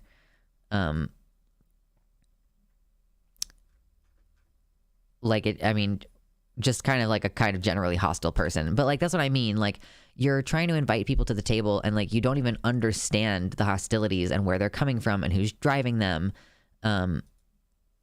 It's, yeah. And like, that's all leaving aside the issue of whether it's kind of fucked up to be debating the trans genocide question, you know? Like, I guess I get the impulse to try to like make friends with everybody and be like, let's all make peace and let's get on the same side. And like, in that way, you can even claim to be doing it for trans people. I'm not saying that he's lying. I'm just saying that he is claiming that he's like, it would be better for trans people if we could all get on the same page about this. And it's like, you're not wrong, but also like, you're talking about people who have just been really aggressive toward trans people with like functionally no provocation. And not only like complaining about xenogenders in general, but someone was claiming that at one point Sansal was like, the people that he was interacting with and like quote tweeting to his audience were like teenagers. You know, like, you're directing harassment toward teenagers, which, as we know from every fucking time TJ Kirk comes up in conversation, I do not really deal well with people who fucking think it's appropriate to bully teenagers. So yeah, again, these are like my thoughts on this. I don't know if a productive conversation can be had with people who go out of their way to like Sansal isn't even trans. It's like, as a cis person, you're going to involve yourself in like very deep levels of discourse about like its pronouns and like xenogenders. Like, it's none of your fucking business, because that's trans community shit. That's trans community stuff. It doesn't have anything to do like people generally don't request like very weird pronouns outside of your immediate trans community. It's just not something that is a problem. And people are like delusionally thinking that, oh my God, a doe will freak out if you don't call it by specific pronouns. And it's like, no, none of us are that ridiculous. Like, most of us who use neopronouns will also accept you calling us they them, because we get it and we don't want to have a conversation with you about it. Like, ultimately, I frankly think that people underestimate how much trans people don't want to fucking talk to you about our gender and like trying to correct you on our pronouns and shit. Like, most of us don't want to deal with that bullshit. If I'm not interacting with you for longer than like if I'm like having a very short exchange with someone who I probably won't see, I'm like, I don't care. Like, even if I'm like, oh, I'm a regular at this gas station, I'm not going to give a shit. I'm not going to correct that person unless we like build a rapport and become friendly, you know? Like, I don't give a shit. It's really frustrating that people are like, oh my God, you're so sensitive. It's like, no, we're not. Truly, the people who are sensitive are the people who go off on Twitter and fucking mauled all day about people using neopronouns and like wanting to be called vamp self because they have a vampire gender identity. And like, I'm pretty sure Sansal was, am I misremembering this? Was Sansal the one who like made, he like changed his profile to, he changed it to like vampire hunter? Was he one of the people who did that? Am I misremembering? Doe's pronouns are idiots, but I even hear DM slip up and call it she on occasion, and Doe doesn't care at all. I have heard, oh, hey, Vivian, how's it going? Welcome in. I appreciate you dropping by. I'm sorry I wasn't looking at chat because I see that you were in here earlier, and I'm just like focused very much on talking and not paying attention to my chat. Wow, that's bad. I will unironically correct people who refuse to use whole pronouns. Hey, Baphomet.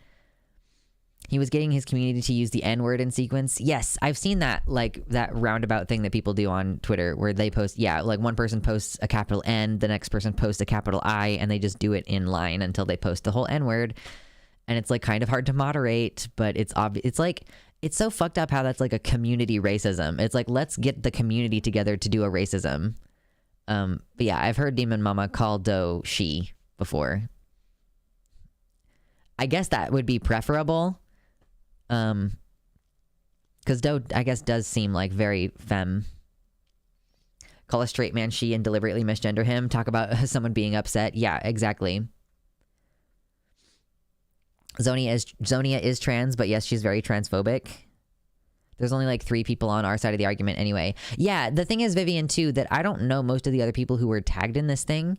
So, like, of the people originally tagged, like, there's a good 3 of them at least that I have never heard of, and I couldn't say whether those people are going to be good faith actors or not. Like, I don't know Mailrun, or, you know, I didn't know Void Zonia, I did not know Denying History, Nicholas Diorio, or Taphorisms. Like, those are all people that I had never heard of before. I think I know all of them except the history guy, and they're all terrible. Yeah. I like the idea of having conversations, and I get when someone is trying to do something and like be good faith. I don't know. I also find it a little bit uncomfortable, I guess. And like, no shade on Will or whatever, but like, I find it kind of uncomfortable for like a cis person to feel the need to mediate a conversation about whether or not trans people are being genocided, you know? Yeah, Lonerbox just got in hot water for basically genocide denial and for apparently trying to get poly people to make a TOS comment on their stream. And yeah, like Doe says that it tried to have multiple conversations with him and that they just didn't really go anywhere. So, you know, there's just like always bullshit going on in the trans community. Like not the trans community, in the lefty community. But like people don't recognize frequently that we're not the ones starting it. Like we may be reactive, and you may even say that we're overreactive in some cases. Like I'm not gonna, like there are so many different individual times and so many individuals involved that you can't say that unilaterally we always, you know, have a perfect response. But the point is that we're not fucking starting it. Like it's anti-trans people within the community, like just kind of trying, like, you know, I don't know. It's fucking irritating. Jimmy Nails asked, who else would you have moderate such a conversation? Like, I don't know. Like, I'm not saying that there is someone else who's perfect for the job or whatever. I'm saying that it feels weird that a cis guy who has already had a couple conversations or has had at least one conversation with a trans person and like consumed trans people's content about this matter, like, why do you feel the need to host a conversation? I guess, like, yeah, I hope that the true intent is that he really thinks that we can all get on the same page. It's just hard because of how, like Vivian pointed this out, because of how much bad blood there is between very specific people on this list of invitees. It seems like this almost is more an attempt as a small channel, because Will is a very small channel, to create like a shit show, like a shitstorm, and like have us end up like in conflict, you know?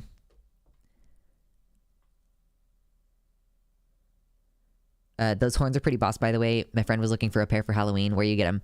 I 3D printed these.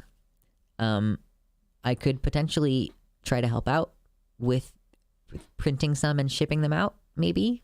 But I found someone else's design and I printed them. So I basically just would charge for like the cost of the filament and the time on my printer and the shipping, obviously. So TBH, this seems like a clout grab. Like, I don't want to think that Will is clout grabbing, but it kind of feels that way. Yeah, for sure. Hit me up. Yeah. It's like the just found out about homophobia, not good guy, but unironic, hopefully. I always want to like believe that people are operating in good faith, and that like, again, like that this is just a result of Will being relatively new to the space and not understanding that there are,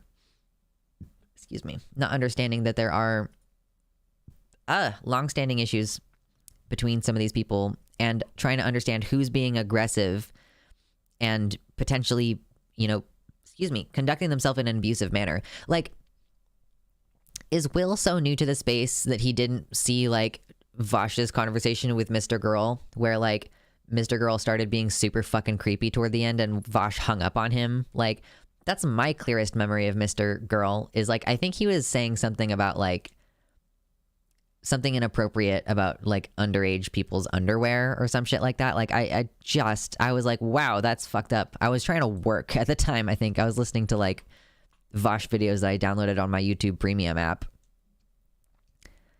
The Metroid Prime 2 stream, is that what it was? Yeah, I was only listening. That's literally the only thing I know about Mr. Girl. So I'm like, bro, how do you not know this? But again, yeah, it's hours of content, and it's like a bunch of tweets, and it's years of interpersonal shit that I get. It's hard to dig through. So yeah, I hope that it is an earnest attempt to get people on the same page, assuming, like, I think that Will may be just assuming that this is Twitter drama. Wasn't he the Cuties fanboy / defender? I'm not sure. I want to be as charitable as you, but I don't believe somebody who knows all those names and is simultaneously not someone who has been around long enough to know the dynamics in history. That panel guest list is very well crafted in pursuit of an ultimate drama for someone. It's like too well crafted. Okay, I see.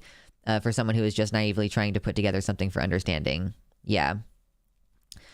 You know, it's like at best, he's just seen some of us actively engaging in the conversation recently. Like, that's the best I could give him, is like, yeah, if he just joined this community, like, I think if you joined this community within like the last 6 months, you would probably not know about any of the bad blood, because it's kind of frankly been a while since there was a lot of active back and forth between a lot of these people, as far as I'm aware. So if you had joined within the last 6 months and you had just seen like the increasing conversations around transgenocide, these are people who are outspoken on the subject. I could potentially see it, but like, yeah, that's just me trying to be like, I hope that this person I gave the benefit of the doubt initially in being like, I'm just going to educate you. And he seemed to be changing his mind while we were having the conversation and everything. Like, I would hope that it's not just clout sharking, but I'm going to be really hesitant about joining it. Like, I am aware of the idea that it could be clout sharking, so I'm not like jumping to sign up or whatever. I'm not clamoring to be on panels with people who potentially are just going to be super disrespectful the whole time, and I'm going to have to deal with like overt transphobia while I'm trying to like stream, you know? The thing in his favor is that he didn't invite me. I haven't been around as much in the last 6 months, so he's probably newer than that, or he would have. Yeah, because you've been actively part of that. Well, have you been actively part of the like trans genocide, specifically that question? Because I do feel like that's something that we've only started talking about fairly recently as a community. God, I can't fucking talk sometimes. Goodness gracious. Anyway, real quick, if you're here and you've not yet hit like on the stream, it takes a quick second. It immediately helps the channel. It immediately tells YouTube, oh, hey, show this to like 3 more people. And then it does. So that's good. I'm chilling and hanging out tonight, talking about politics, as we do. I spoke about it last year on Chud's channel, and I've spoken a little on it at this time. Okay. But you haven't been quite as vocal and active as you have been in the space in the past, is what I'm kind of gathering, for sure. So yeah, like, again, like, I like am amenable to the idea of trying to get on the same page with people who are reasonable. Like, I am willing to have, like, I was willing in the first place to have the conversation with Will and try to convince him that trans people are experiencing a genocide, because I want more people to believe that, because I want more people to be like aware that we are people who are in danger and need to be protected. Don't go on Chud anymore, by the way. Okay. I haven't been keeping up with what's going on with Chud. I know that there was some issue before, and that like there were maybe like some weird allegations or something. I don't know. But yeah, like I want to convince more people of what's going on, obviously, because that behooves me directly. It means that I will be living in a safer place. But certain people are obviously engaging in abusive behavior, you know? I've gone right off Chud. Not doing Chud logic anymore? Okay. Chud's editor is a graper who threatened to dox any mods he doesn't get along with. And like Chud's just okay with that behavior. Okay, I can see that being pretty shitty. Like, Chud might be a person that you might not want to get very involved with in that case. I could potentially see that. Okay, fair enough.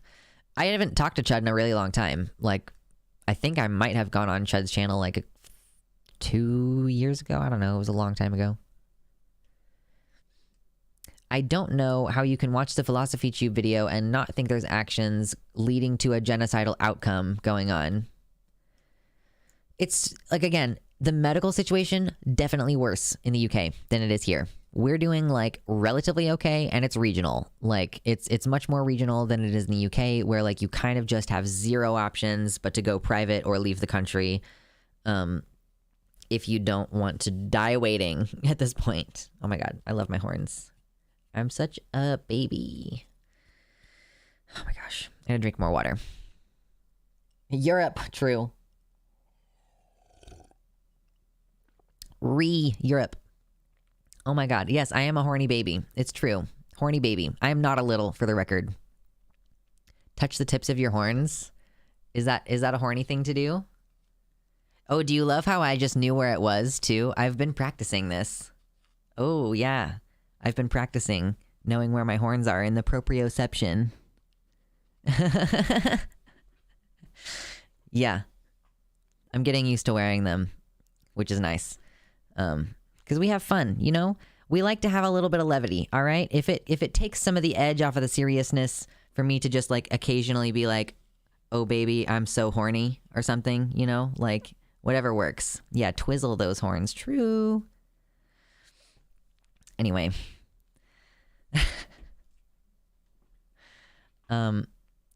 Golly gosh, I appreciate so much when we have these really active streams where there's like 65 people in here. So if you're here and you've not yet hit like, do that for me real quick.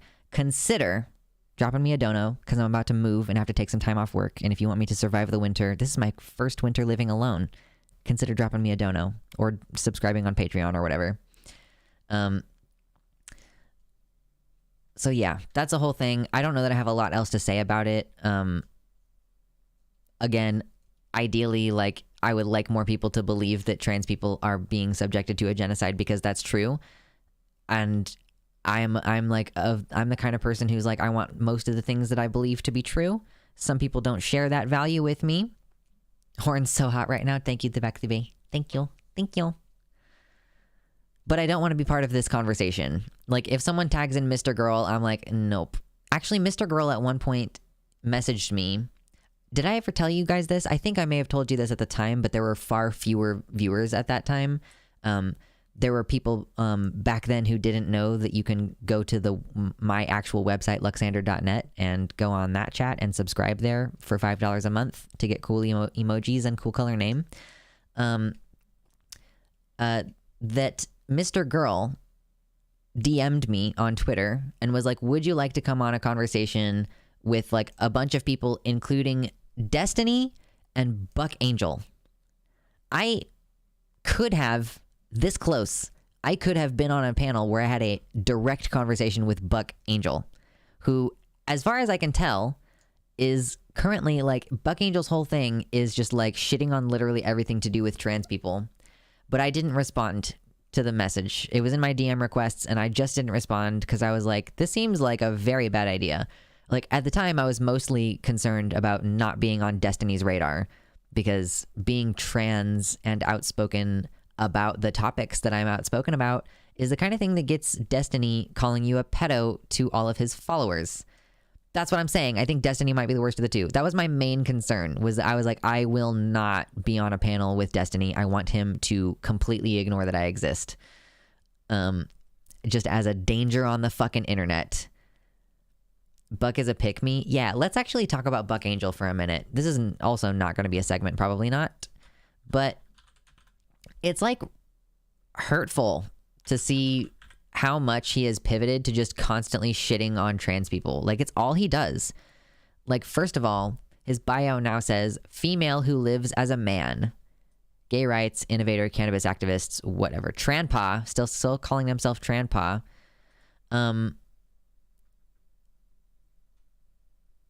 Yeah, this is pinned from April. If you're a woman who grew up masculine/tomboy and now live a beautiful life as a woman, I would love to hear your story because today you would have been fast-tracked as a trans kid. Like, are we going to now have a documentary of a bunch of women who believe that they would have been transed if they were kids nowadays? So many people believe that. It's like, honey, just start taking testosterone. Just because you're 50 doesn't mean it's too late. Come on. If anything, you are in your 50s, like, so close to the target of looking like a man. Like, just do it. Anyway.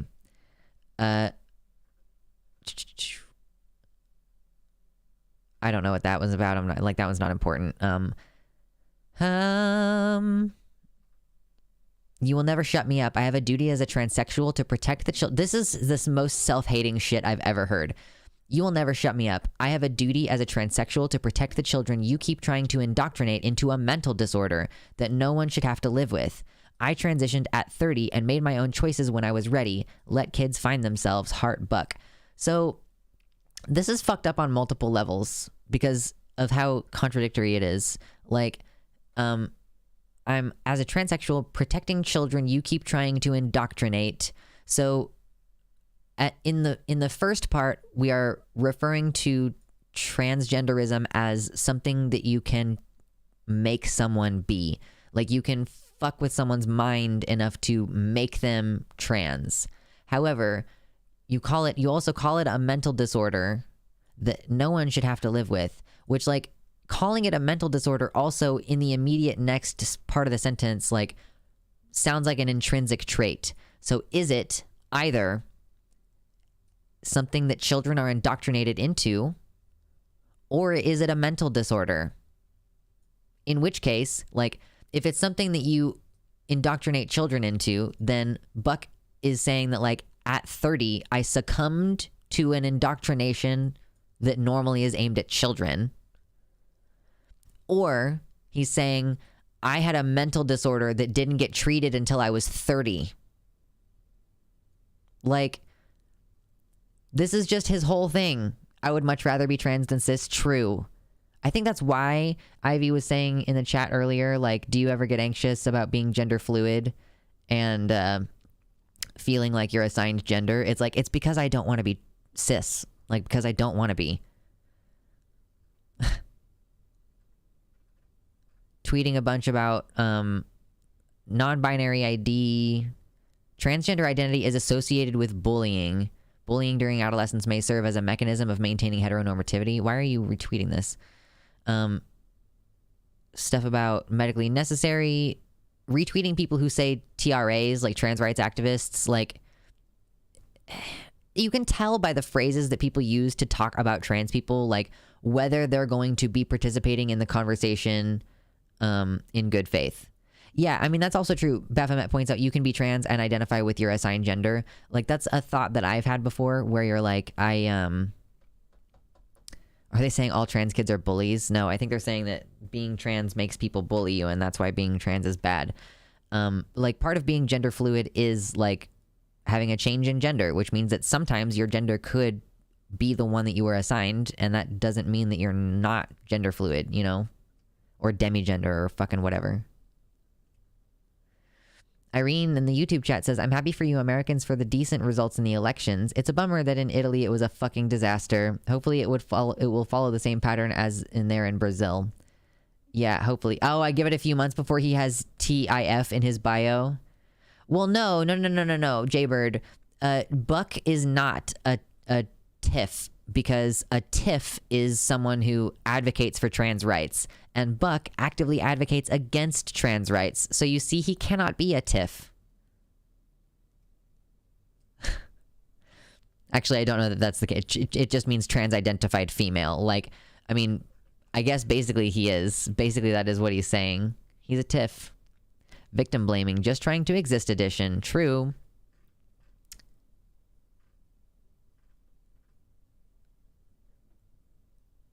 Oh my god. Speaking of, I think that he's selling this shirt trans female in, like, sometimes we'll see trans female, like, usually I see trans female applied to, like, trans women, you know? But, I think that this is him basically calling himself a trans-identified female. Just trans female. That's so weird. Asking stupid fucking questions like, why are incarcerated trans men not being put in men's prison, yet incarcerated trans women are being put in women's prison? It's like, where are you talking about? And also, like, this isn't true as a blanket, like, it definitely isn't true as a blanket statement. Like, my comment when I replied to that was, sometimes, like, trans women get arrested for being topless in public. Like, she has her boobs out, so she's arrested for being topless, and then when she gets booked, she gets jailed with men, you know? TIF is short for this is fine. True.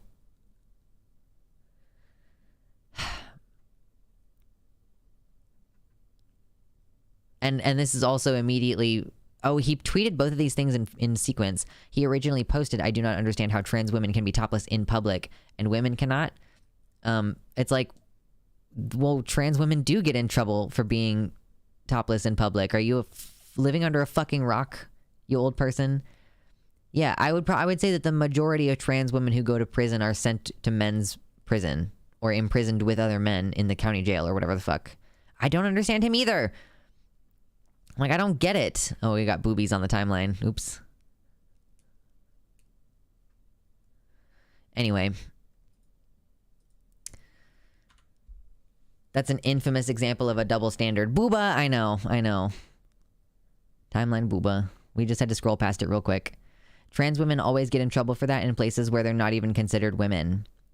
Right, like you get arrested because someone says there's booba, and then then they look at your ID and they're like, oh, time for some brutality. They don't look at your ID and go like, oh yeah, like what was it that Natalie said? She's like, they don't look at my ID and then go like, oh, I'm so sorry, sir. Like, please continue on your way. You know, they go like, oh good, like now we have a tranny under our fucking control and authority. Like, because then you can slap them with a whole bunch of stupid shit. Like, you can just make up some fucking charges on the spot and then throw her in with the men. You have a really good Contra impression? Thank you. Thank you. I mean, I was doing a voice, so I don't know how good that is, but we should be friends. But I'm not good at maintaining DM conversations, and I don't want to be annoying, so I can't be friends with trans creators who I look up to. It's just never gonna happen. I've accepted it at this point. We're in very different circles, I guess. Anyway, scary stuff. Buck Angel is living in a mind palace. Oh my god. So yeah, I guess Jaybird says I give it a few months before he has Tiff in his bio. Let's take our bets now, huh? Take our bets. Anyway. Ooh, it's been 2 hours. Oh my god. How are we doing, babes? How are we doing, Horties? How are we doing, my friends? Oh my gosh. I hope that you all are aware of the parasociality involved, and so when I say something like my friends, I cannot be talking to you as individuals, okay? I mean you as a conglomerate. Does that make him a mind goblin if he lives in the palace? Tiff is a turf term. Yes, Bovine. It's Tiff and Tim, and you'll notice that it's not just that it's short for trans-identified female and trans-identified male. It's also a way of like misgendering in the process, because Tiff obviously sounds like it's short for Tiffany, and Tim is a man's name. So you're calling someone who wants to be, she wants you to call her a woman, you're calling her Tim. So it's like, even if you don't know her dead name, you're calling her by a man's name. I think I found your channel through Contras after you made a video on the aesthetic. I think I did make a video about the aesthetic. I would do it differently now, honestly. I was such a baby streamer back then. I don't think I was even streaming full time. I think that was like, I just did a one-off, like I'm just going to do a reaction to the aesthetic. So my way of dealing with it would probably be pretty different now. I still think it should be fart, not turf. I think that it should be whatever they don't want to be called the most. And they really don't want to be called turf, which is funny. So it was aesthetically pleasing. True. Mind Goblin D's nuts. True. We are Legion. Exactly. But yeah, I always think it's very funny when occasionally people are like, oh, actually, I found ContraPoints through you. And I'm like, how? Which is, that's why I don't fret too much about if I post content kind of late on the channel. Like, we stream about something and it's still breaking news when we stream, but I don't edit it right away. But like, there's people on my channel who like subscribe to me but don't follow whatever the fuck is going on Twitter. Honestly, transphobe or bigot is sufficient, IMO. Yeah, I like to call them whatever they don't want to be called. They really hate being called bigots. They hate being called transphobes. But they really hate being called Terfs. Like, they don't call... I guess they have called bigot a slur. They don't want to be slurred as bigots, according to J.K. Rowling. So, don't have a Twitter, don't want to. I'll get my discourse from other places. True enough.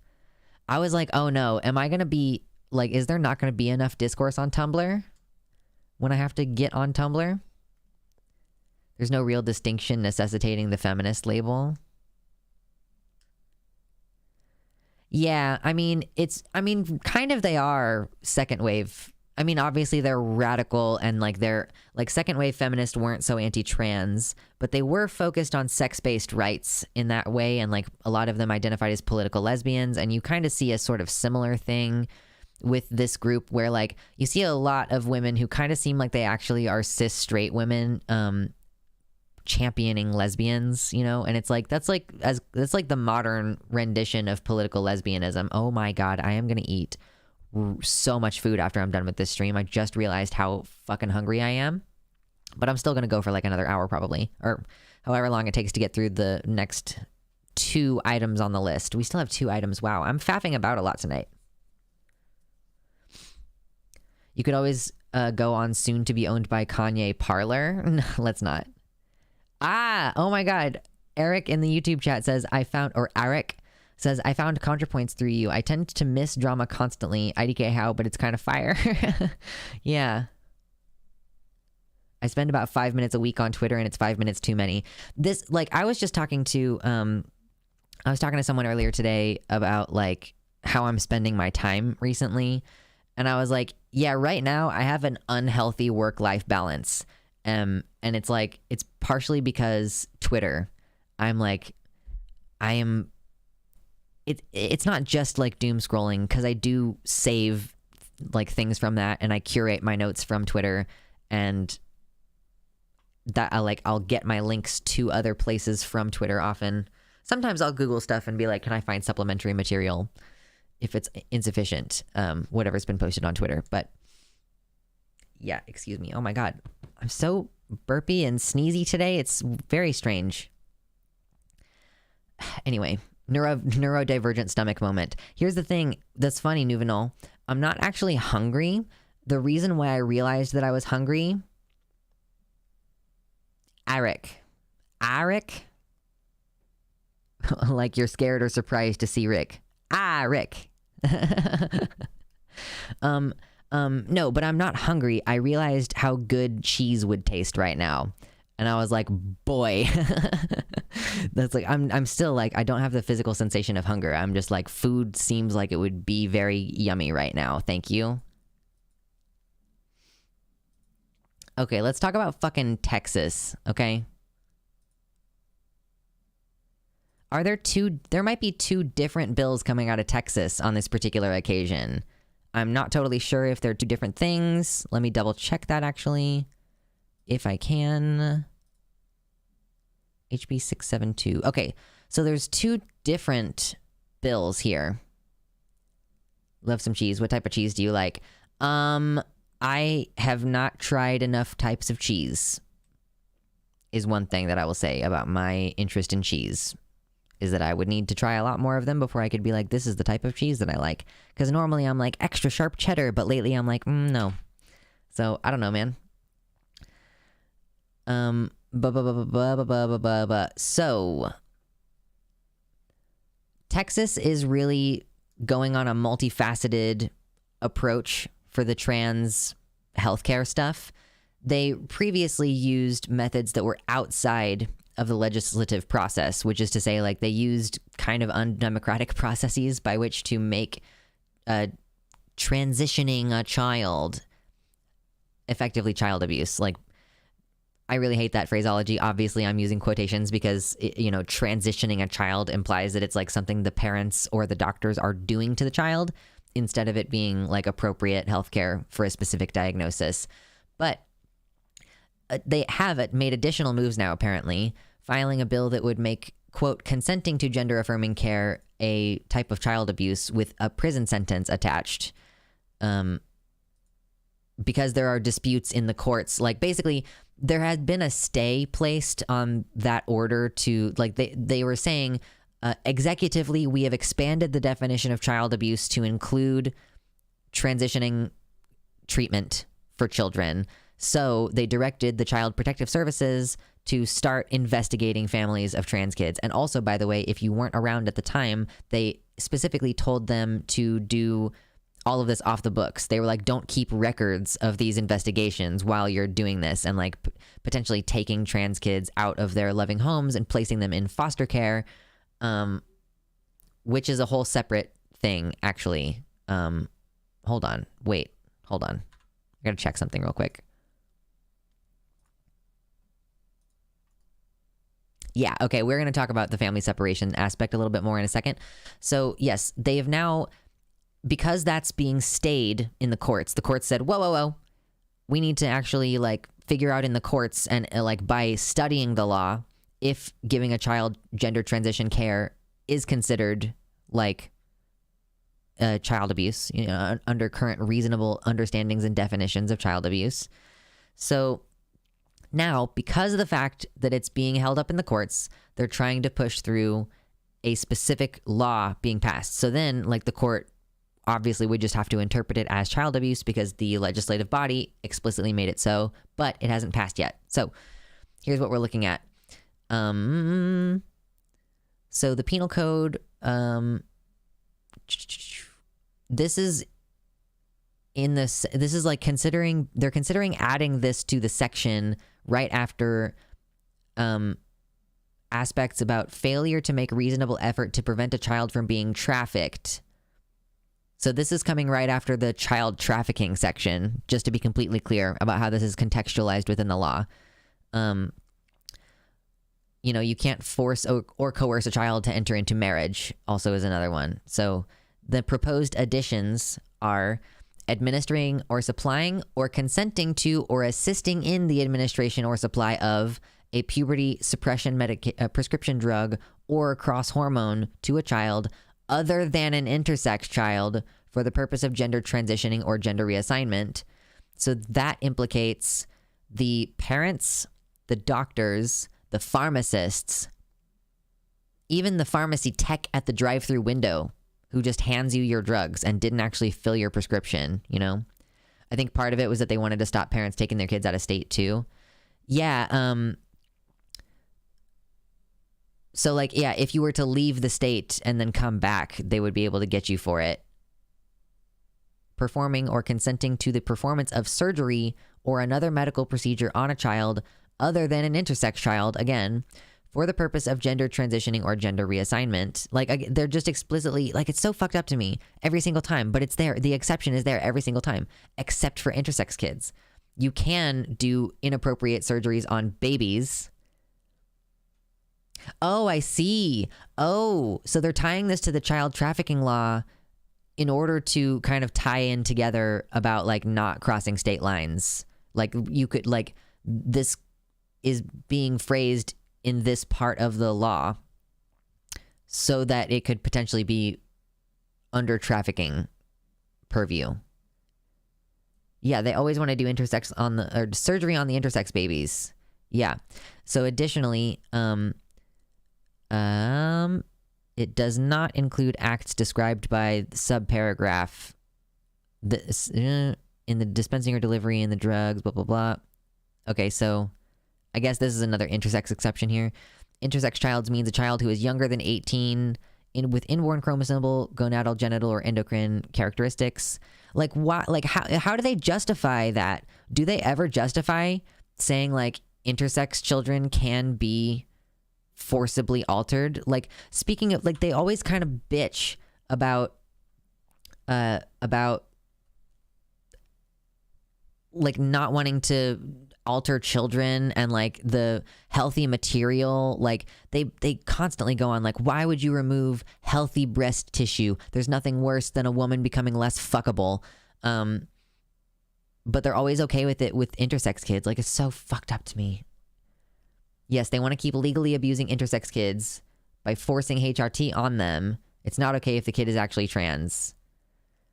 Like, I guess this also kind of gives a little bit of an exception of like, if you forcibly do one thing to a child and they decide to do something else, you could let them do a gender transition because they're intersex, I guess. I don't know. It's like, it's hard to say whether those apply or not, like whether these exceptions apply. This is the entire body of the bill. I don't think we're gonna read all of it because I don't know if there's more. Is there any more?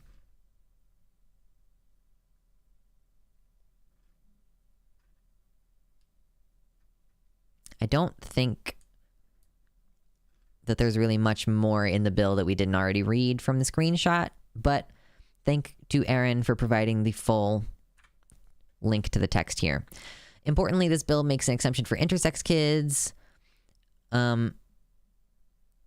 She brings up the definition of genocide. People are fleeing the state of Texas already. Yes. Let's look at this as well. Oh yeah, no, this is kind of a separate thing. I'll touch on this and then we'll go back to the other thing, because it's just like, yeah, Texas, this is a Texas doing fucked up shit segment, but I want to come back to the trans kids thing in a second.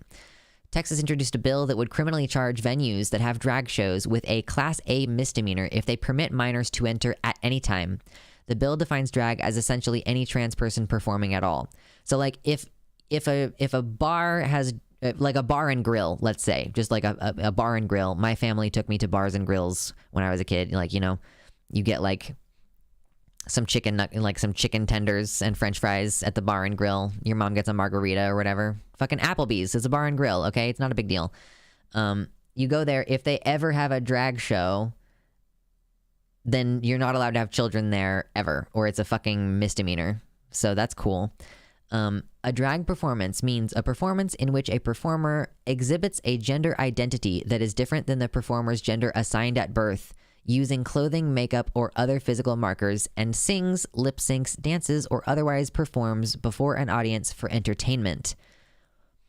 As Alejandra points out, this bill defines drag as essentially any trans person performing at all. If you present yourself with a gender identity that is different than the one you were assigned at birth, using clothing, makeup, or other physical markers,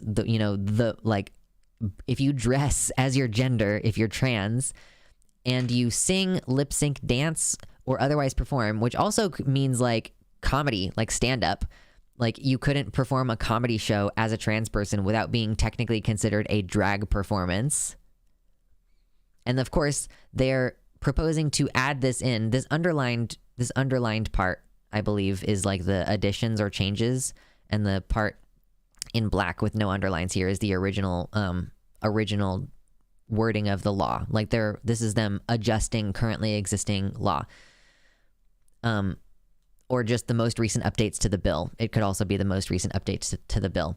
But anyway, they include this drag performance thing.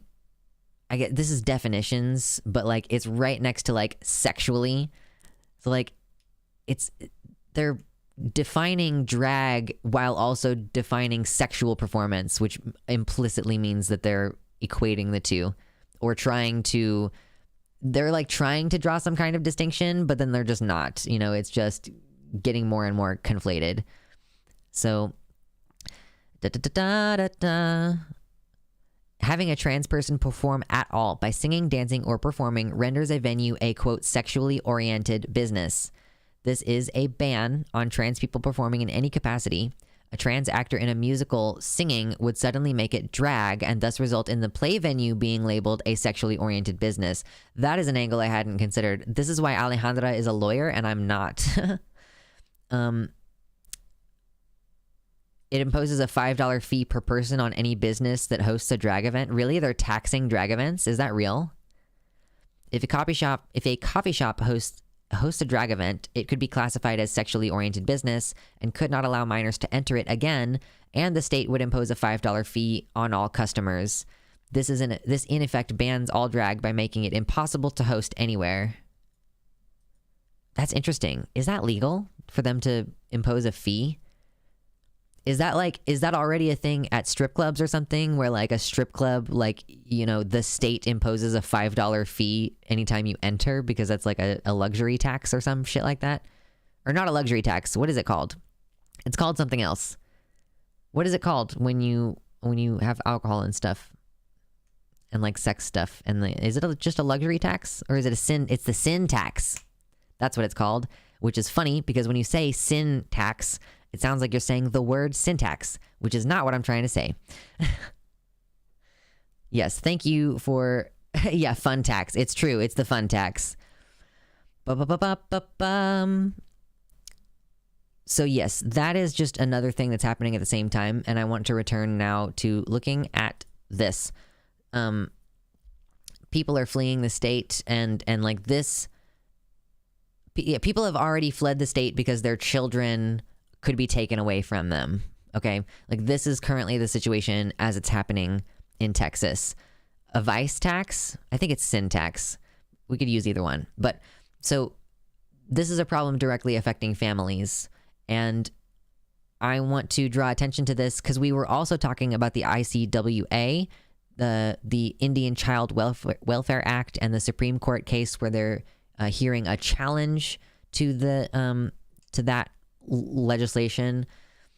Gillian posting this thread, kind of expanding the conversation about family separation when talking in the context of this legislation about transgender kids and it being quote unquote child abuse to provide them with medical care. Family separation is hardly a new or novel feature of American life. The policing of families is a chief instrument of white patriarchal power, up to and including the policing of gender norms. We face a movement that will steal your children if you allow them to live freely.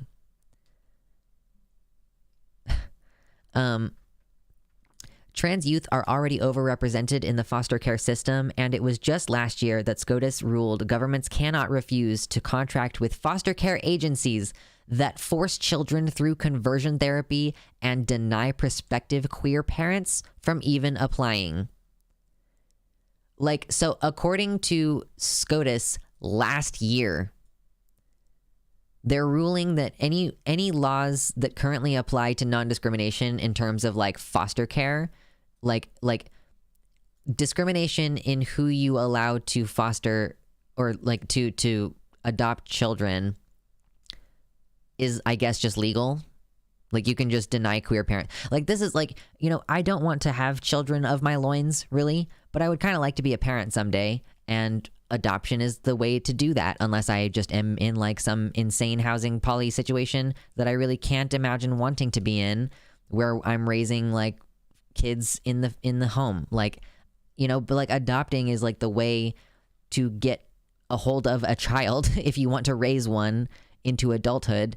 But like, how do you do it? If a lot of the foster care agencies are Catholic and can just deny you as a queer person from even applying, like, I guess technically, as long as they did not look too closely at the M on my ID, I could go back to pretending to be female and I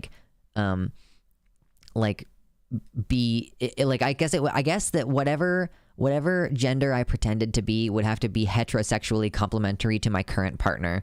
So if I was with a female or femme like partner, then if I looked really masculine and male, then they would like give a baby to us or whatever. Like, you know what I'm trying to say? It's just really fucking stupid. And notably, again, that governments can't refuse to contract with foster care agencies that force children through conversion therapy. Like, the government is required to contract with foster care agencies that force children through conversion therapy and deny queer parents from applying to be parents. This is an excerpt from Torn Apart. The bill above seeks to condemn trans youth to an abusive and violent system, one that many Black, brown, and poor families already know far too well as a pipeline toward incarceration, trauma, and suicide. And this excerpt says, foster caretakers frequently subject LGBTQ youth to inhumane isolation, discipline, or rejection for behavior that they perceive as offensive, including attempts to cure the sexual or gender identity. State-accredited foster caretakers in a focus group described bisexual foster youth as, quote, confused because of assumed sexual abuse, and gay youth as sinful and dangerous because they were believed to be prone to committing sexual abuse. Quote, I believe in all children deserving a home, but you cannot watch them every second, one foster caretaker stated. Quote, being gay, you have less opportunities for sex, and you might take it out on my own child.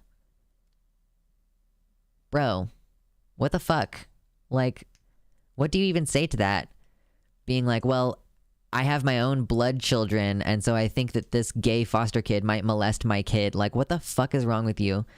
One foster caretaker explained why he called the social worker to remove a gay foster child from the home, saying, quote, he never did anything to my grandbabies, but as soon as I heard him on the phone with his boyfriends, that was it. I knew right then that he had the potential to hurt them and he had to go. Like, casting gay teenagers as potentially predatory. Like, just the assumption that because you're gay, you were sexually abused, and also that you being sexually abused means you're more likely to do it to someone else. Like, show me some fucking statistics on that. How does that make sense? Like, I feel like if you're molested as a kid, you're pretty much going to be like, wow, that was fucked up and not okay, and like not want to do it to someone else. Like, I don't know. Does that seem like just a normal human way to think, and these people are just fucking psychos? Oh my God, I know I'm very ableist in my language. I've given up on trying to fix that. Maybe not entirely given up. Anyway, and then she brings it back around saying, just last week, the SCOTUS heard a challenge to the Indian Child Welfare Act, which came after generations of forced family removal of Indigenous children. Like, that law was established to stop Indigenous children from just being removed from their homes for no fucking reason.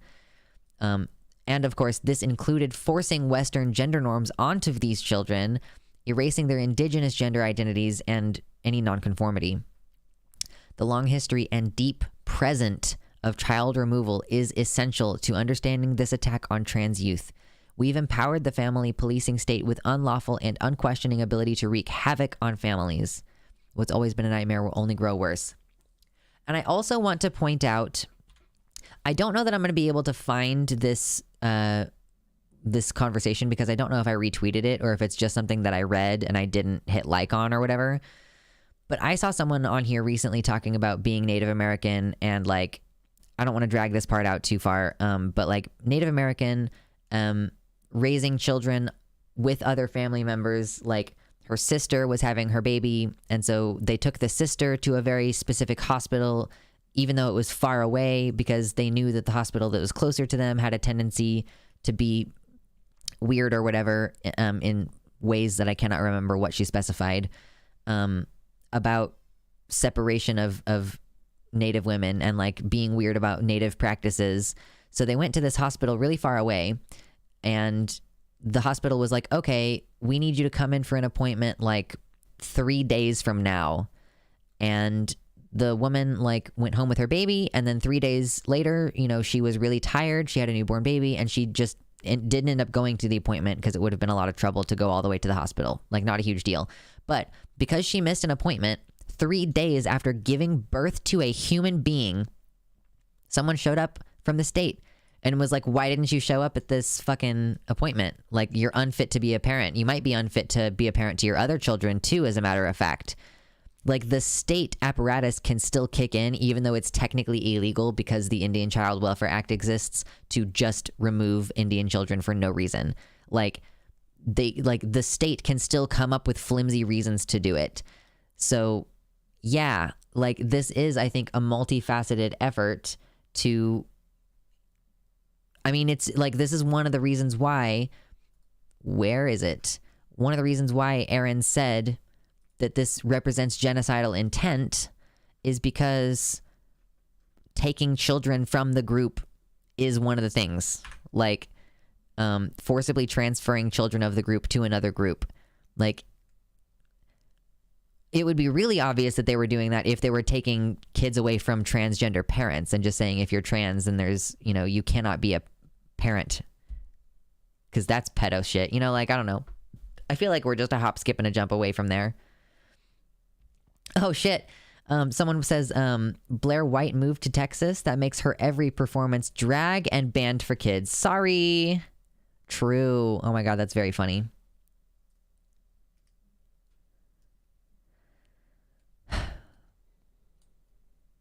As from experience, I would say I have way more opportunities for sex than the average cishet person. Yeah. I haven't been playing the field in a long time. And even so, the last time I was playing the field, it was as a person with a hierarchical primary relationship, in that poly dynamic. So yeah, I don't know how I will ever fare if I go back on the dating market. It's going to be a weird time.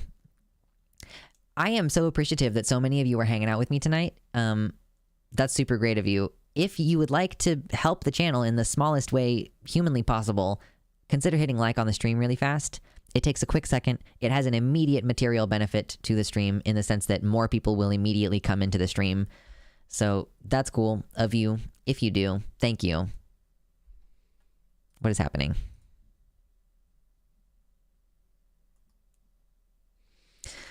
Oh, and I only have the one segment left. The one segment that I have left is the one about the Terfs. Wowie. Wowie, wowie, zowie. So-called leftist on the dating market? True. I know. So problematic. Republicans be like, separation of church and state. No. Separation of children from their queer POC parents. Yes, true. That's also true. So, yes, the only thing that I have left to talk about today is the thing on the title card there. I think before I really get into it, I'm going to need to take a drink of water, and I really highly recommend that you do so as well. Also, I'm going to eat so much food after this stream. I made a vegetarian, like, it's like a Mexican casserole or like a Mexican-style shepherd's pie the other day, using like the fake meat that I got from the frozen section of the grocery store. And my God, it was yummy. And there's still like half of the casserole left. And I'm going to eat so much of it when I get done with this. I'm very excited about that. Okay, I need to refill my water and then I'll come back and we will talk about Terfs. Okay, are you ready? We're going to do it again. You knew I got to do it to him.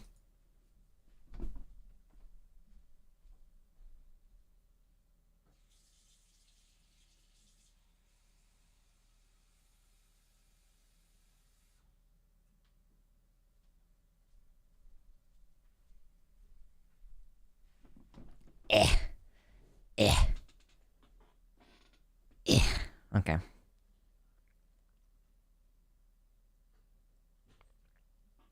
Delicious. Water is so great. Actually, water without lemon is pretty fucking mid. Team chair, I know. You're all rooting on the chair instead of me. How dare you? How could you do such a thing? Did I really just drop 10 viewers in one solid chunk? Wow, holy shit. I played an ad and people were like, fuck this. Earth juice, true. Yummy. Mexican casserole is kind of what enchiladas end up as a lot of the time. Yeah, but then I didn't have to fucking wrap a bunch of individual things with tortilla or whatever the fuck you wrap enchiladas in. I haven't ate them in a really long time. Oh my God, stop talking about food though. I need to last another like 15 minutes at least, okay? That sounds like I have a really weird kink. I'm like, stop talking about food. I need to last at least another 15 minutes. I'm gonna kill myself. Don't worry about it.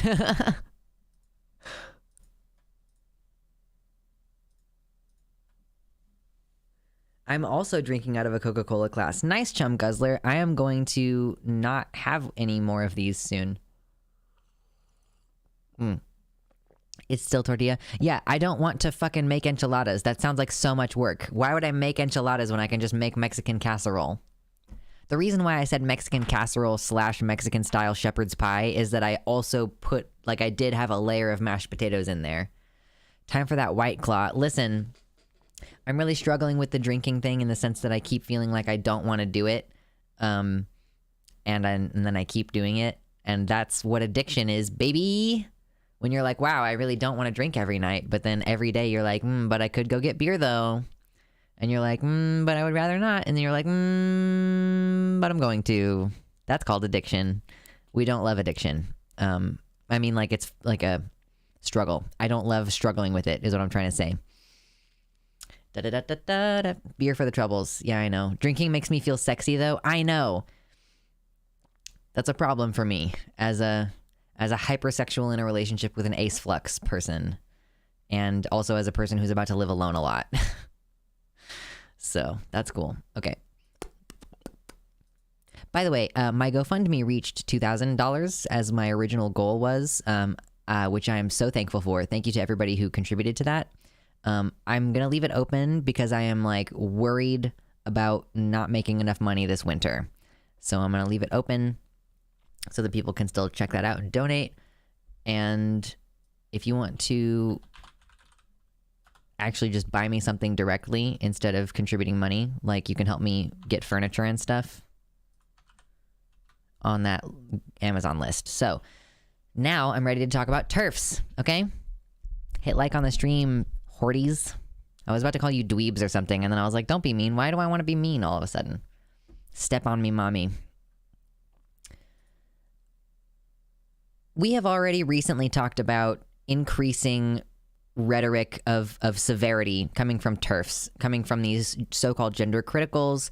They keep saying, like, you know, I'm gonna start, like, actually this, like, basically we talked about this recently on the channel, and it was 4 years ago that the original comments were made, I think, where someone was like, Target had recently announced that they were going to be making their bathrooms explicitly inclusive to trans people, essentially.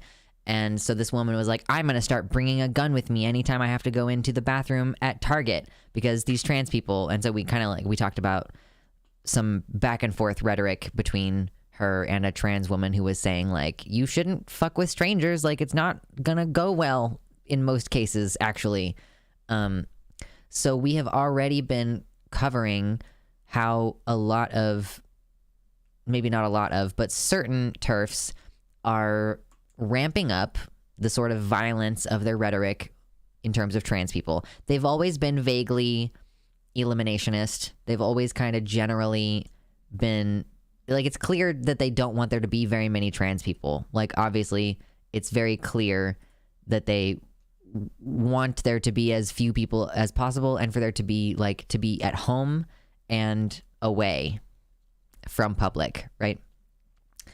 So we are starting to see increased rhetoric here in the United States, which, like, obviously things have been getting worse over in the UK, but it's really infecting us over here at this time. Major Terf, quote, journalist and anti-Semite Jennifer Bielek called for Terfs in America to begin arming themselves. She says, the cohesiveness, organization, and solidarity it takes for a successful nonviolent feminist movement against men's rights activists in dresses is unavailable to American feminists at this juncture in time. It behooves all women to arm themselves with whatever they can. This will get worse. So, yeah, she's basically saying there is no way for nonviolence to work against men's rights activists in dresses, and that women should arm themselves against, like, we're not even being specific about, like, people who are trying to hurt you. You know, we're not saying, like, protect yourself in the bathroom from someone who is in the middle of trying to assault you. It's just generally saying trans people, just, like, as a whole, as a total. Trans women, specifically, obviously. So, oh my God, I'm burping so much, it's fucking annoying. Highly encourage all women who are comfortable with the responsibility and legally able to do so to get educated on responsible self-defense and get armed. Guns are the great equalizer. And then Jennifer also adds, like, it is definitely time. So we have more than one person making these calls that, like, again, they are the ones who keep escalating this. This is just something that, as an autistic person, I can't fucking understand. I mean, like, it's because it's an abuse tactic. They're the ones who keep ramping up the rhetoric. They're the ones who are calling us groomers, who say that we're trying to indoctrinate children. And they're presenting all of that as, like, something that they need to protect themselves with guns from. Like, we want to go to the bathroom, take a piss, and wash our hands and leave. And they're like, I need a gun to be the great equalizer in that context. So, yeah, Aaron also asks, they are definitely going to get a defenseless trans woman in a bathroom killed. And it's like, it's not even necessarily a trans woman. It could be a non-binary person or a trans man who is, like, taking testosterone but hasn't yet stopped using the women's room because it feels safer there, you know, like, or a cis woman, like, let's just say, like, a butch lesbian, or, like, just an older cis woman who, let's just say she is in menopause but hasn't started estrogen therapy, so she's, like, starting to grow hair on her lip or whatever, you know? Yeah, exactly. Like, I don't want to put cis women at the center of this because it's not, you know, that's just, like, they're just catching strays if cis women get caught up by this. They're not the people that are, I mean, they are the ones who are going to end up being hurt most frequently because there are way more cis women than there are trans women. So cis women are probably just going to get caught by this more likely because there are more of them and they're less invested in trying really hard to pass. Like trans women are more like kind of obsessive about that in order to be safe. And also, like, I'm just going to reiterate again that it's not just a problem because the trans woman or whoever is trans in the bathroom, like, or gender nonconforming might get hurt. It's like, this is just going to cause altercations. Like, we also have guns sometimes, you know, as Zinnia Jones was saying, like, you don't know who has a gun. And as I added, there are more guns than people in this country. You don't know who has one. So, like, if you try to come at someone in a public bathroom, like, if they also have a gun, are you going to take that as an indication to just shoot them? And, like, what if they're quicker on the draw than you? You know, maybe you tried to confront someone in a bathroom and ended up dead that day. Like, it's just not smart. And I guess, so this woman is not advocating for cis women to arm themselves. She is actually being as stereotypically weak and female as she possibly can and trying to get men to help her, please. She's scared of the spider on the floor. We are women, the bearer of life, product of creation. And that is the root of all jealousy. Man has created this atrocity. I call on men who consider themselves decent human beings to call out the deviants among them and eradicate these monsters from society. We're on a path to our own extinction. So she's saying we are on the path to our own extinction. She believes that there is some extinction effort happening toward, I don't know, women in general, I fucking guess. And so she's using that to retrocausally justify the violence that she's calling for against trans people by saying, like, are there any decent men who are going to eradicate these people? She first says call out the deviants among them and eradicate these monsters from society, using dehumanizing language, overblowing what it is that we actually want out of life. Like, you know, it's not like I've said this recently, it's not like we're out here trying to say, you know, women don't deserve access to fucking gynecological care, you know? As much as they complain about, oh, you can't call us menstruators, you can't call us pregnant people. It's like, by calling you as a group pregnant people, like anyone who can get pregnant, like that's not trying to take away your access to anything.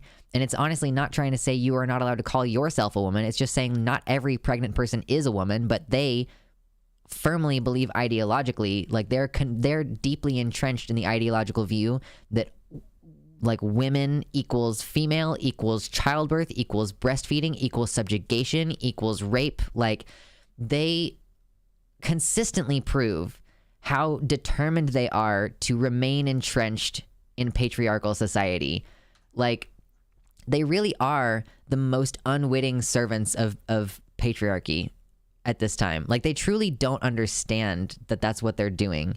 This is what I mean about second wave feminism too. Feminine nationalism, true. Oh yeah, and yeah, claiming that they're afraid, justifying their behavior by being like, oh, I was afraid, it was trans panic defense or whatever the fuck. Yeah, go walk the pup, no worries. I expect y'all to have the turf problem solved by the time I get back. I fucking wish. So yeah, it's, what do you fucking do when people are like straight up calling us monsters and deviants? This was in New York City, by the way, also. This turf openly calling for cis men to eliminate trans women. This was at Kelly J. Keene, also known as Posey Parker's, last anti-trans rally in New York City, where she failed to show. This is why locals fought back. No one should be able to call for trans genocide unopposed. Someone was in my comments section earlier today being like, so I'm a turf here to listen to the other side. Maybe, like, I bet you won't do it. Like, what's your opinion about what happened at this Just Let Women Speak event or whatever the fuck it was called? Like, all these trans rights activists, she actually said troons. I was like, that's a bad start. What if, you know, why, like, all these troons, like, doing all, like, she just, you know, and she was like shouting women down and attacking them and whatever language she used. And I was like, yeah, as far as I know, there have been several events like that. So in order for me to respond, can you let me know which one you mean so that I can be sure that we're talking about the same thing? Because, like, you know, there's this thing in New York City, but there was also that other thing that we already talked about before that was in, like, Tacoma, which is it's, like, near Seattle, Washington. So I was like, yeah, I just want to know, like, which one you mean. Troons is basically a slur for trans people that came from Kiwi farms. Like, it's what they call us on Kiwi farms. So, yeah, one of the reasons why I was curious for that person to tell me which rally they meant was because if it's a rally where this is what's being platformed, like this is what people in the crowd are cheering on, that they're making requests for the big, strong cis men to come kill the little tranny faggots, like, who are apparently incredibly weak and deviant and malformed and shitty, but also, like, dominate in sports, for sure. Troon is targeted particularly at trans women, actually. Tanza, I swear to God. I swear to God. Because everybody claims that about the word tranny, too, and I'm not playing it. Like, trans women happen to be most visible. Kiwi farms, like, someone just called me a troon today. Yeah, no, like, yeah, no. I really don't think most of these people are interested in having any kind of productive conversation. As I tried to explain to that commenter, I was like, it really doesn't start us off on the right foot if you're calling me a troon, or, like, even just using the word troon, because I know that came from Kiwi farms, and, like, maybe you didn't know that. But, like, I was trying to explain, you know, because she came into the reply like, oh, like, I bet you won't even listen to a TERF. Like, here I am. I'm a TERF here listening to you. And I was like, the thing is that I have conversations with TERFs on, like, a near daily basis. Sorry for getting on your case, Tanza. I'm sorry. You're not in trouble. You're good. It's fine. I'm sorry. Oh my God. I got completely distracted from what I was trying to say. I'm having such a difficult time with the brain stuff. It's getting hungry time. The slur from Who Framed Roger Rabbit? No, they called him Toons. Nouvenal, you can't pull tricks on me. You can't pull tricks on me. But they're very clearly, explicitly calling for violence. And if this is the rhetoric that was being displayed there, I would understand them shouting down and, like, being potentially even, like, disruptive physically to the protest, for sure. And like I was saying, like, I was trying to describe, like, I talk to TERFs on a near daily basis. It's bad for my health. I shouldn't do it. But it's very clear to me that there is a fundamental lack of respect that we just, like, can't have productive conversations on. When they come in and being like dismissive and, like, I am an expert at being trans. Like, I am an expert on all things trans. So when someone comes before me to have a conversation, honestly, I expect some amount of humility. And you might call that like you might call that prideful or pompous of me, but, like, I know what the fuck I'm talking about. And I expect someone who wants to speak to me about something that they don't know anything about to, maybe this is because I was in Taekwondo from a young age, or like general martial arts shit, but, like, you submit yourself with respect to someone that you want to teach you. Like, you don't be disrespectful to someone who is imparting knowledge upon you. Like, it's just not how that dynamic works. I kind of believe very firmly that you should not be a cunt to someone who's trying to teach you, because then what you're going to learn is what the back of a hand feels like, you know? Like, it's just not smart. Anyway, I'm done talking about this. Oh, hey, Mama Mephistopheles, how's it going? I guess I'll respond to any comments before I just call the segment off, for sure. I think it's not far off the mark when TERFs are called fascists. Yeah, Xandercats, I actually made the point during the segment to bring up that they use the rhetoric that we are simultaneously weak and ineffectual, but also, like, scary and domineering and can overpower women. It's because it's fascist rhetoric to call the enemy like both strong and weak, you know? How long do we have to wait until these calls of violence are answered? I mean, arguably it is already happening, because we are already seeing like Molotov cocktails being thrown into donut shops that hosted a drag event, and people trying to crash drag events. Earlier this summer, we had like a bunch of guys in paramilitary gear packed into the back of a U-Haul on the way to Pride, who got stopped by the police, thankfully, but who were clearly on their way to Pride with like riot gear and batons.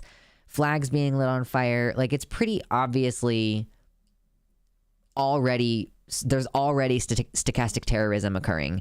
It's just like, how many terror events does it take before it counts as like terrorism? And like, you know, I guess it's gonna take a high profile death. That's what I will wager. I will wager that there was a big shooting at like the Pulse nightclub in 2016. I think that if we had a similar thing happen nowadays, then people might be willing to take it more seriously, especially if it is a place that is specifically drag oriented.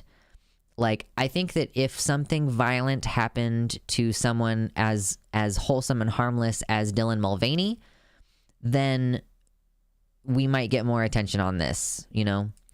But at the time being, like, with how restrictive like my social media is on like my Facebook when I'm trying to share these things with people who I know more personally, like I don't really speak to many people in person because of COVID risk and not knowing very many people in person. So like my reach as far as changing the minds of the people in the town that I live is sort of limited. And I don't know how many people in my family actually are aware of how, like in my family and in my extended family with my friends and stuff, like my non-blood family, I don't know how many of them understand the severity of the situation that trans people are in, and like how scary everything is becoming.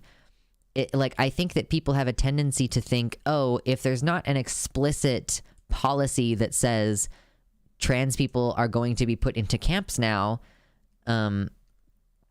you know, I just feel like it's really difficult to get people to see the writing on the wall.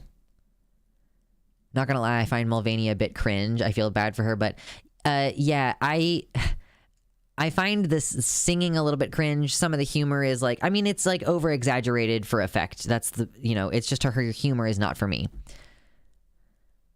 My entire extended family lives in Florida and they love Ron DeSantis. That sounds fucking exhausting. Oh, and that's another fair point, Mama Mephistopheles. I'm 1,000% positive that if you really got in the reads and asked this woman in the video what she means when they say extinction, you would find great replacement theory and anti-Semitism. Like, yeah, what is she talking about? Or is she talking about the extinction of women in general? Like that troons are gonna like replace women? You will not replace us, like Jesus.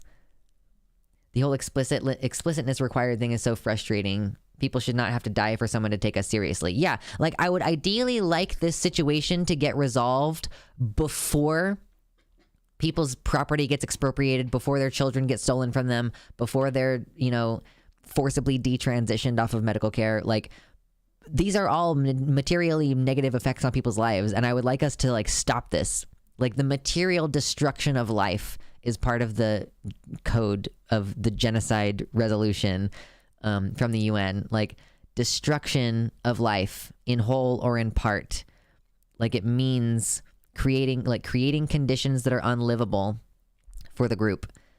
If there's too much violence, if your family won't accept you, if you can't even access medical care, then you just won't come out.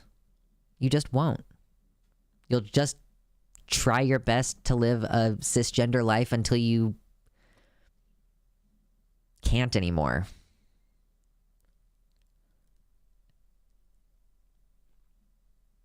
No, you're not. No, it's not not an issue, Jimsy. You're fine.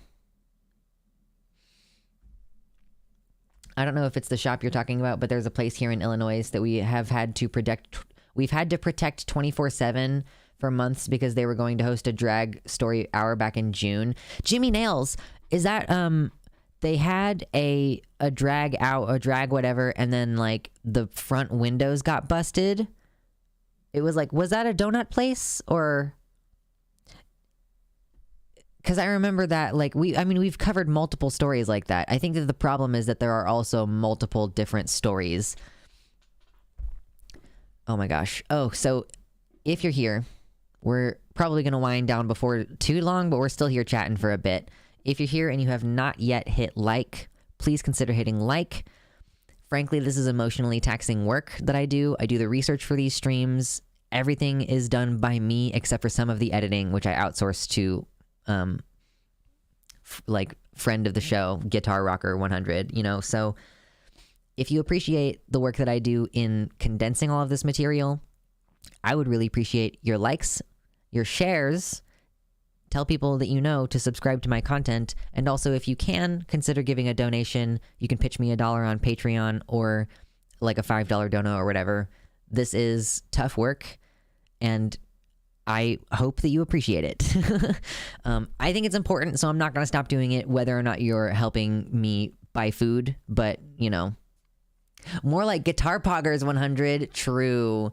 Guitar Poggers 100. Absolutely. Yeah. She is a fucking monster. Like, she is so good at her job, too. Man. I'm like, frankly, when I can afford it, I'm going to start, like, I pay her $15 an hour right now. When I can afford it, I'm going to pay her $20 an hour. Like, she's not even going to have to ask me. How do we fight the escalation of violence, or at least protect ourselves, not just alone, but together? I personally don't have a lot of answers on this. Like, there's so much infighting within the trans community that I don't know that I have good answers. And, like, I don't know that I'm going to recommend, like, you should get a gun, because I personally don't want one. Like, I don't think that I'm deep enough in my journey of healing from trauma and everything to not be still potentially in danger if I happen to have one bad day, you know? Because that's, when you own a gun, that is for sure all it takes. It literally only takes one bad day. So it's like, okay, I could own a gun and get trained in how to use it, and then, I don't know, like, maybe only use it at the gun range. Like, I don't keep any ammo around my house. It's only at the gun range. But then, like, is not very useful to me in self-defense. Then, like, okay, do I... Like, what do I do? Like, how do you do that safely? Like, there kind of isn't a way. I could, like, if I was still living with my partner, I could be like, I'm going to give you the key to my ammunition, you know, and then I only have the gun in certain situations where I need it, I guess. But, like, that's what I'm, like, it requires, like, outside help in order to prevent me from getting access to my own ammunition and you know, like, not killing myself. I kind of feel like it would be better for me to just, as far as my home goes, because that's one of the things that I'm thinking about, that I'm going to be living out on my own this winter, is, like, I'm thinking about how to defend my apartment and, like, how to secure my apartment. Like, I'm Googling, like, different security cameras, and I'm learning about, like, cybersecurity, and I'm, like, some of the stuff on my Amazon wish list. Like, first of all, someone bought me, like, pepper spray off my Amazon wish list, because I feel safer having pepper spray on my keys. And I have, like, I have another thing on my Amazon wish list that's, like, it keeps the door shut. Like, it's like a combination door stop plus a thing that goes in the middle of the door that, like, prevents it from opening, because that's, like, something that I'm concerned about. So I do think about this, like, do I need a gun? Like, should I have a gun? I don't think so. At least in the, like, trying to protect my apartment sense. I think I would rather just have, like, a nice solid wooden bat, you know? But, like, yeah, like, I just won't go to a gay bar. Like, I have been to a gay bar before, and they did a drag show the night that I went, actually.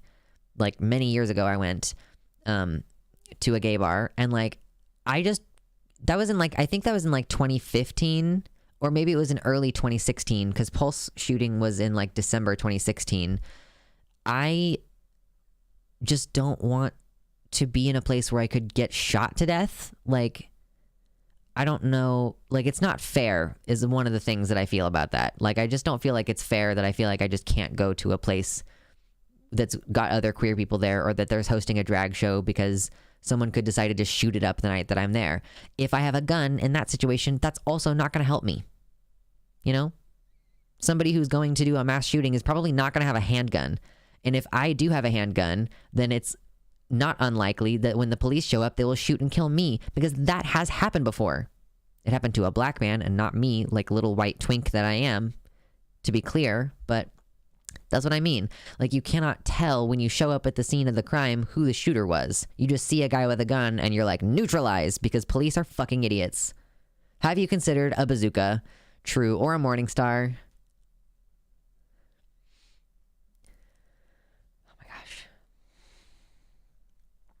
Fortunately, I'm not at all suicidal. I have several rifles, shotguns, and handguns. Yeah, I mean, that's the thing. Like, I'm glad that you're not having the trouble.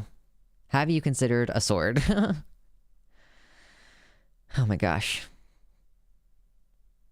Yeah, if you have a gun in your own apartment, you could still, you know, be charged or whatever. Because, like, Breonna Taylor's boyfriend shot back at the police when they came in unannounced.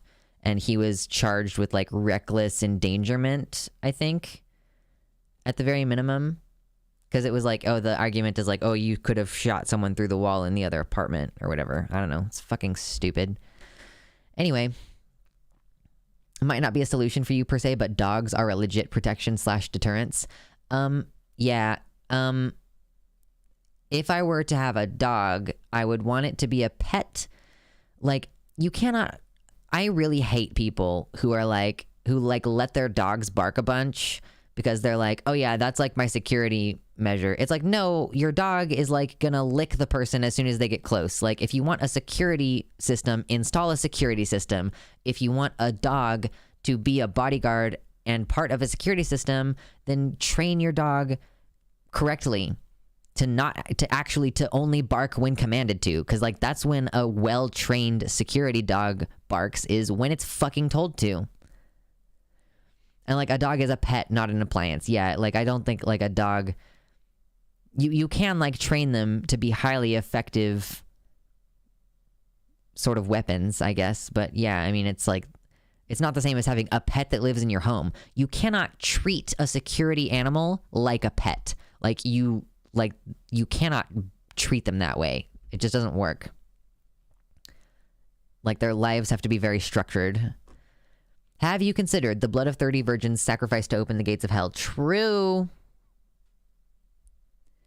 My friend is a 6'2" buff Viking biker lesbian who carries a legit sword around.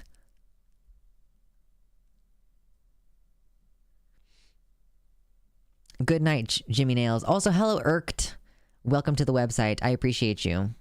We love the website. Oh my god, luxander.net. I have my own URL. Isn't that crazy? My name is a URL. God, is there a fucking gnat just like right in my face right now? Why? It's a fungus gnat. Christ almighty. Anyway. Okay. I don't even mean a real protection dog. I mean, if you have a large dog, people are less likely to target you, especially outside. But yeah, DK. Yeah, no, like, the thing is that, like, I hate that dogs make noise, and I hate how big they are, and I hate that they force you to go outside. I like them when it's like with children, you know, like, I like visiting them and then giving them back when I'm done, you know. Anytime I visit a friend who has a dog, the dog knows that if it's just anywhere near me, I will be touching it. So they know that we're friends, but I'm like, I'm going to leave you here though. I'm going to go home to my place. When I move into my new place, the only pets I'm going to have are the bugs. There's going to be no pets in the new place. Thank fucking Christ. I've lived with animals my entire life and been primarily responsible for caring them my entire life. Our dogs are small and friendly, but they're loud and terrifying. I don't like loud dogs.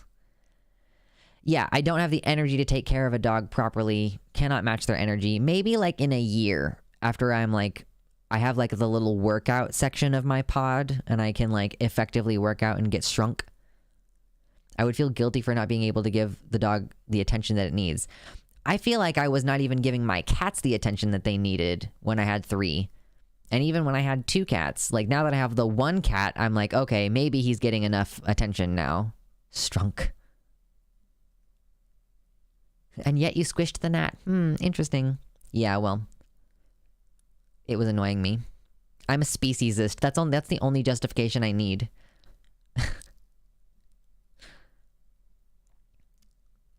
Stroke's good. People talk about cats, but they get needy. I mean, yeah, no, that's what I'm saying. They just like fucking really want your attention. They like want to eat the food that you're eating. They want pets all the time. They're social animals and they have needs. And if you're the only person that can provide them, like that's why it's good sometimes to have 2 animals, because then they can give each other some of that attention. They scream at you. Oh my God, the fucking screaming in the morning is such a problem with Mitternacht.